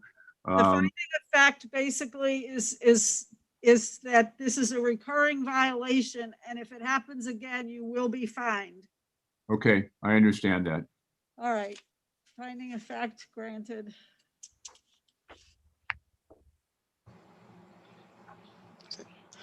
Thank you. Our next case is on page 10, Inspector Will Snyder. Case number CE 2009081. Case address 90 Isle of Venice Drive 78. Owner Aqua de Venice LLC. Property posted 12/3/2020. Posted at City Hall 12/29/2020. Katrina, I believe there's another property owned by Mr. Brown that I have a case to present today. On page 11, 50 Isle of Venice. I believe so, yes. Okay, we'll bring him back in the room. Thank you, Will. Mhm. Bring him back now, yeah. On the bottom of page 11. We'll recall that case, Will, on page 11 for case number CE 110274. Case address 50 Olive Venice Drive, owner 50 Olive Venice LLC, in care of John A. Brown. Property posted 12/3/2020, posted at City Hall 12/29/2020. Are we recalling it or? No, he's here now. We called Mr. Brown's case on page 11. So I can read it in? Yes, sir. Okay.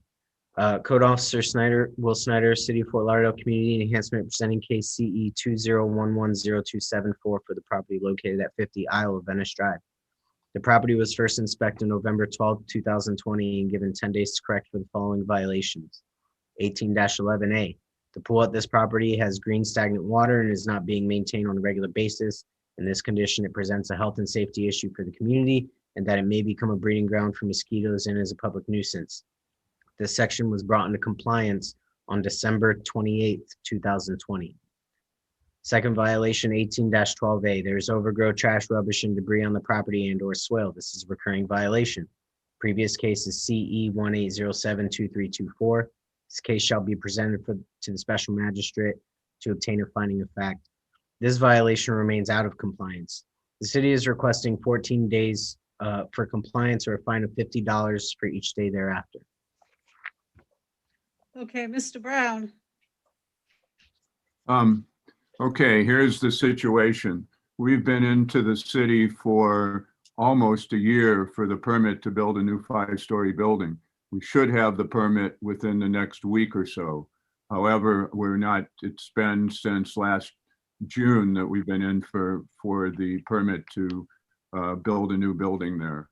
So Regardless of what you're going to do with the building, you need to maintain the landscape in the meantime. well, I disagree with the inspector on the landscaping. I was over there personally just a couple days ago because he told me that it wasn't cut.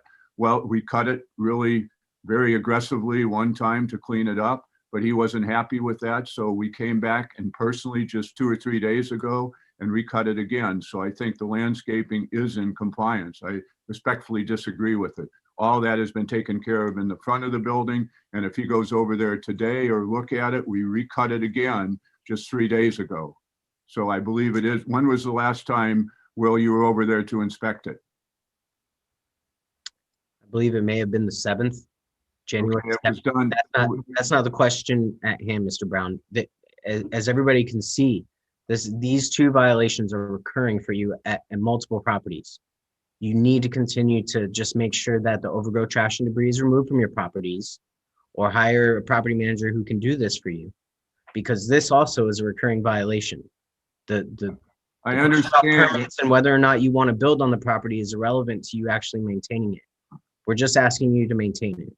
I understand, and I'm doing my best to do that. I'm also 75, and I've been somewhat handicapped with this virus or whatever to not even supposed to go out. But I have been going over there. Excuse me, can I talk? I have been going over there. It doesn't look anything like the picture. I have pictures that we could have submitted. Mr. Brown, I'm going to give the city the 14 days, and I'm sure the inspector will come out and take another look at it in that time. Thank you very much. All right, thank you. Thank you. Bye. So we're calling the case on page 10 for Inspector Will Snyder, case number CE 20090181. Case address 90 Olive Venice Drive 7 and 8, owner Aqua de Venice LLC, property posted 12/3/2020, posted at 29/2020. Drew, please raise your right hand.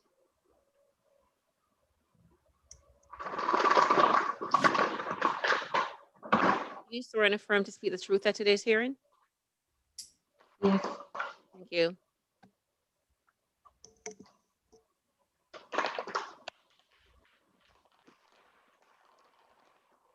Code Officer Will Snyder, City of Fort Lauderdale Community Enhancement, presenting case CE 20090181 for the property located at 90 Isle of Venice Drive. This property was first inspected September 4, 2020, and given 30 days to correct for the following violations. 47-19.6.e. There is a vessel docked at this property which extends more than 30% into the navigable waterway. This violation was brought into compliance December 15, 2020. 9-304B, there was vehicle parked on the grass lawn area. This violation section was brought into compliance September 18th, 2020. And the last violation, 9-306, the exterior building walls have not been maintained. Structural parts including fascia, soffits, and gutters are in disrepair. There are areas of the exterior that have stains and missing or peeling paint. The city is requesting 35 days for compliance or a fine of $50 for each day thereafter. Okay. Andrea? Yes. Good afternoon, Mayona. I can't hear you. Can you? Andrea, do you? Yes. Can you hear me? Yes, I can. Can you bring this the rest of the property in compliance within 35 days? Yes, and it is, we are working on it. Nothing looks like that right now. We are almost there. It is probably by next Friday will be finished. And I would like to share the picture that we have progress on this job. All right, so 35 days or $50 a day thereafter. That will be more than enough. Thank you so much. You're welcome. Thank you, Have a Your good Honor. day. Thank you. Thank you, Mr. Wee. Thank you.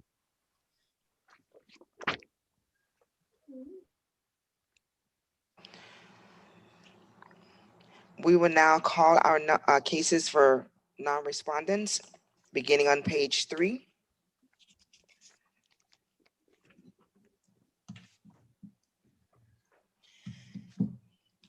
Inspector Malaika Murray. Case number CE 20091086, case address 2211 Northeast 62nd Street for owner Michael Crean. Personal service was given to this property on 12/2/2020 and posted at City Hall on 12/29/2020.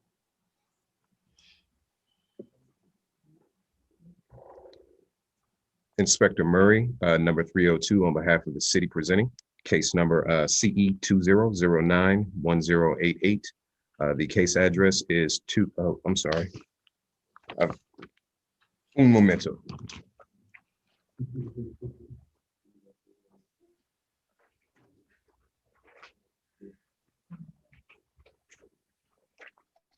Apologies, Your Honor and court. I was reading the wrong case information. Again, I am Inspector Murray, number 302 on behalf of the city, presenting case number CE 20091086. The case address is 2211 Northeast 62nd Street. This property was inspected by Inspector Leonard Champagne. It was first inspected on September the 25th, 2020, during a sweep project that our department was performing. The following city violations were found and cited on an inspection report at that time. Violation 9-304B, the driveway is cracked and needs resurfacing. Violations 9-305A were complied on December the 2nd, 2020. The violation 24-27B was complied on October the 29th, 2020. Postings, mailings of legal documents were also sent out as per department protocol. In addition, I spoke with the owner, Michael Crehan, during the hand delivery of the notice of violation and notice of hearing on December the 6th, 2020. The complaint, violation, enforcement, and way to comply were explained at that time. A pre-hearing inspection was performed on January the 10th, 2021 of this week, and found that the violation does remain as depicted in the picture. The city is recommending 34 days to come into compliance and a fine of $50 per day to begin to accrue for that violation should it remain. So ordered. Thank you very much, Your Honor. You're welcome.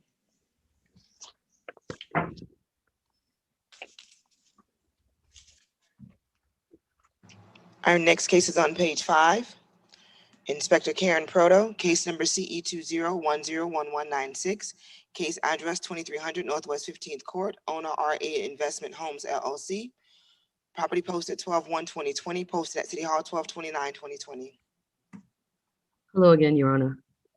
Karen Proto for the City of Fort Lauderdale, case number CE 20101196, property address 2300 Northwest 15th Court. The property was inspected on October 28, and the following violation was observed. Violation 9-305 subsection A.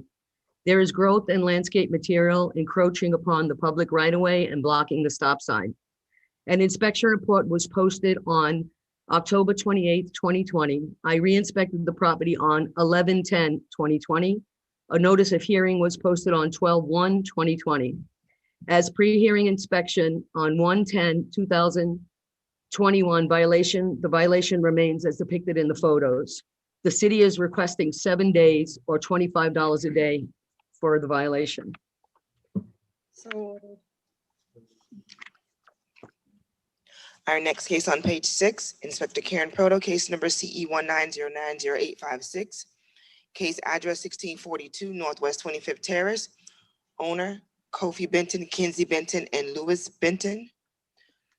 Property posted 12/1/2020, posted at City Hall 12/29/2020. Inspector Proto for the City of Fort Lauderdale, case number CE 190900856, property address 1642 Northwest 25th Terrace. The property was originally inspected by Inspector Philogene on 9/13/2019, and the following violations were observed. Violation 9-280B was withdrawn. Violation 9-304B, there is vehicles parked on the lawn area. The asphalt of the driveway is not being maintained in a smooth, well-graded condition. There are potholes and uneven asphalt on the driveway. 9-306, the exterior building walls and fascia have not been maintained. Structural parts, including fascia, are in disrepair and damaged. There are areas of the exterior walls and fascia that have stains and missing paint. The garage door is dented and damaged in areas. 9-308 subsection A has been withdrawn. 9-12A has complied. There was grass and overgrowth and trash, litter, and debris on the property. 9-308 subsection B, the roof has not been maintained in a clean condition. The shingle roof is dirty and missing some shingles. 9-305B, the landscape on the property has not been maintained in a neat and well-kept appearance. There are areas of dead and missing ground cover on the property and swell area. 9-313 subsection A has complied. An inspection report was handed to the property owner by Inspector Philogene on September 13, 2019. I re-inspected the property on September 16, 2020. A notice of hearing was posted at the property on December 1st, 2020. As a pre-hearing inspection on January 10th, 2021, the violations remain as depicted in the photos.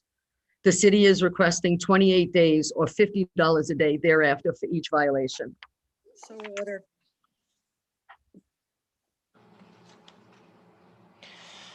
Our next case is on page 7. Thank you. Thank you. Inspector Mike Sanguinetti. Case number CE 201000309. Case address 1712 Southwest 24th Street. Owner Marina Mile 1712 LLC. Property posted 12/10/2020. Posted at City Hall 12/29/2020. Inspector Michael Sanguinetti, City of Fort Lauderdale, presenting case and address as read. Routine inspection of this non-homesteaded RD15 single-family residence found blue tarp and other material covering large portion of the roof. Property was cited on October 7th, 2020 under violation code 9-308B. There's debris, trash, and another element which is not a permanent feature of the roof. Inspection report was mailed to property owner on October 7th, 2020, as listed on Broward County Property Appraiser, allowing 21 days to correct. A property representative had reached out to me over a week ago, informing that he would try and have the roof covering removed.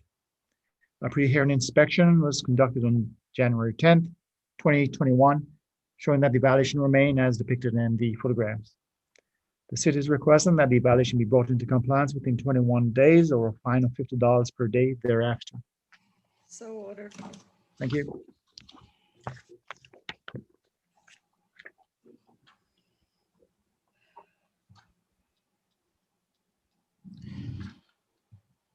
Our next case is on page 9.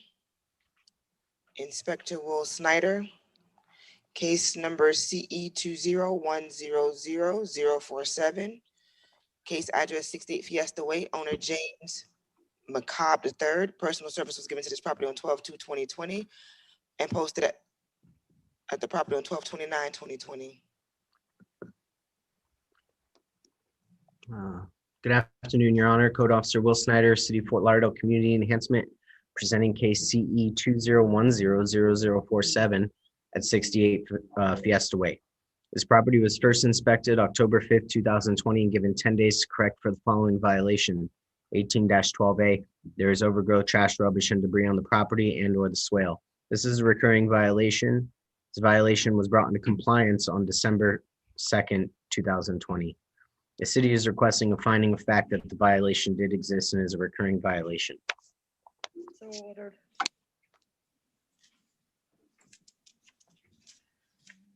Our next case is on page 11. Inspector Will Snyder, case number CE 201000158. Case address 319 Coral Way, owner Peter Boxa. Property posted 12/7/2020, posted at City Hall 12/29/2020. Good afternoon, Your Honor. Code Officer Will Snyder, City of Fort Lauderdale Community Enhancement, presenting case CE 201000158 for the property located at 319 Coral Way. This property was first inspected October 6, 2020, and given 30 days to correct for the following violation. 9-313A, property is not identified by approved address numbers. This was complied October 14, 2020. 9-308B, the roof at this property is dirty, stained with mildew. This violation was complied November 10th, 2020. And section 47-19.3.H. There's watercraft docked adjacent to the residential property in such a position that it causes it to extend beyond the side setback lines. This violation was brought into compliance November 23rd, 2020. All violations are now in compliance. The city is requesting a finding of fact that the violations did exist at this property. So ordered. Thank you. Have a nice day, everyone. You too. You too. Our next case is on page 12. Inspector Matthew Mueller, case number CE 200600750. Case address 3300 Southwest 17th Street. Owner Yacel Ramirez. Property posted 12/14/2020, posted at City Hall 12/29/2020.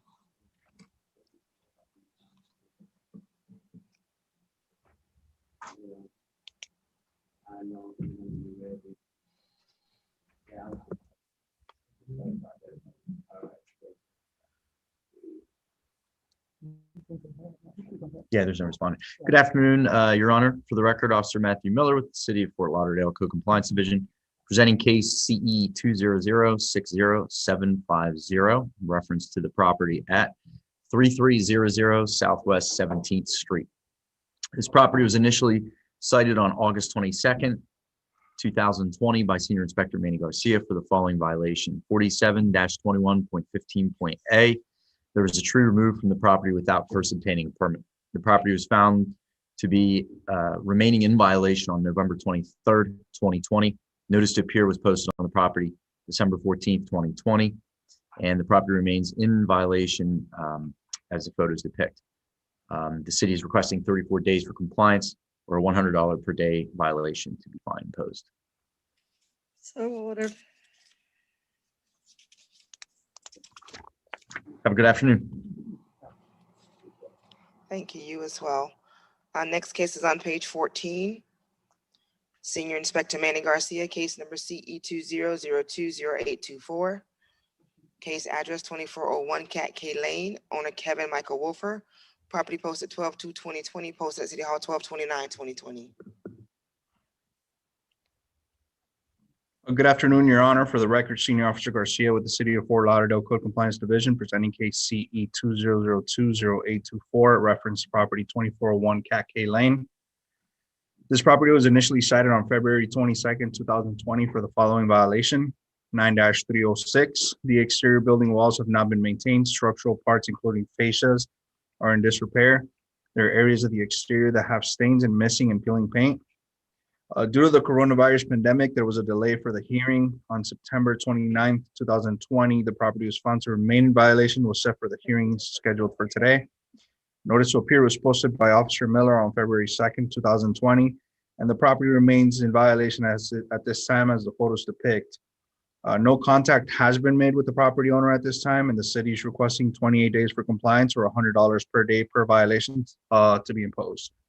So ordered.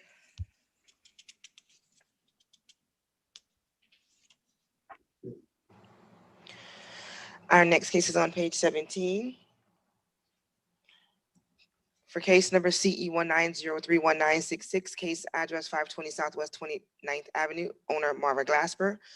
The city is requesting to vacate the order of October 14th, 2020, and to rehear the case, as the city is requesting no fines be imposed for this property. Okay, so ordered.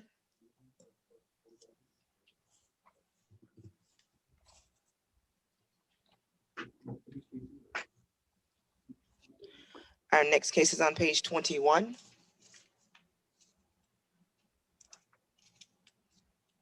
Senior Inspector Dorian Cologne. Case number CE 19071349. Case address 2828 Southwest 4th Court. Owner Leventon Real Estate LLC. This case was first heard on 3/5/2020 to comply by 3/19/2020, suspended 3/20/2020 to 9/4/2020. One section not complied to $50 per day, $6,550 accrued. The city is requesting full amount and fines continue to accrue. So ordered.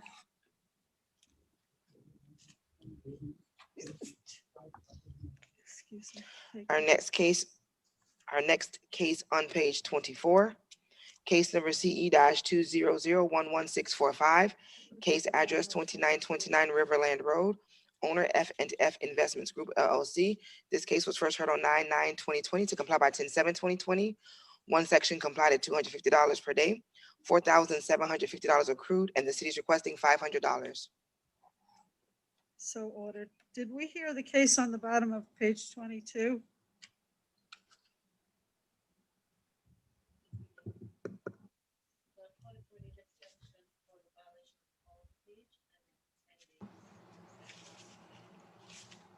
Oh, okay, I'm sorry. I wrote my notes on the second page. Sorry about that. On page 25 for case number CE 19020960, case address 3200 Davie Boulevard, owner Soraya Holdings 2 Inc. This case was first heard on 8/13/2020 to comply by 11/19/2020, suspended 11/19/2020 to 1/12/2021. Two sections not complied at $100 per day. The city is requesting a 45-day extension. So ordered. On page 25 for case number CE 18071161, case address 3204 Davie Boulevard, owner Soraya Holdings 2 Inc. Case first heard 8/13/2020 to comply by 11/19/2020, suspended 11/19/2020 to 1/12/2021. Two sections not complied at $100 per day. The city is requesting a 45-day extension. So ordered. On page 26 for case number CE 18081968, case address 3300 Davie Boulevard, owner Soraya Holdings 2 Inc. This case was first heard on 8/13/2020 to comply by 11/19/2020, suspended 11/19/2020 to 1/12/2021. Two sections not complied at $100 per day. The city is requesting a 45-day extension. So ordered. The city is requesting to enter page 28 into today's hearing as an exhibit. It is the city's list of complied, closed, withdrawn, and rescheduled cases. So ordered. This concludes the special magistrate virtual hearing for January 12th, 2021. Have a good day, everybody. Have a great afternoon, everyone.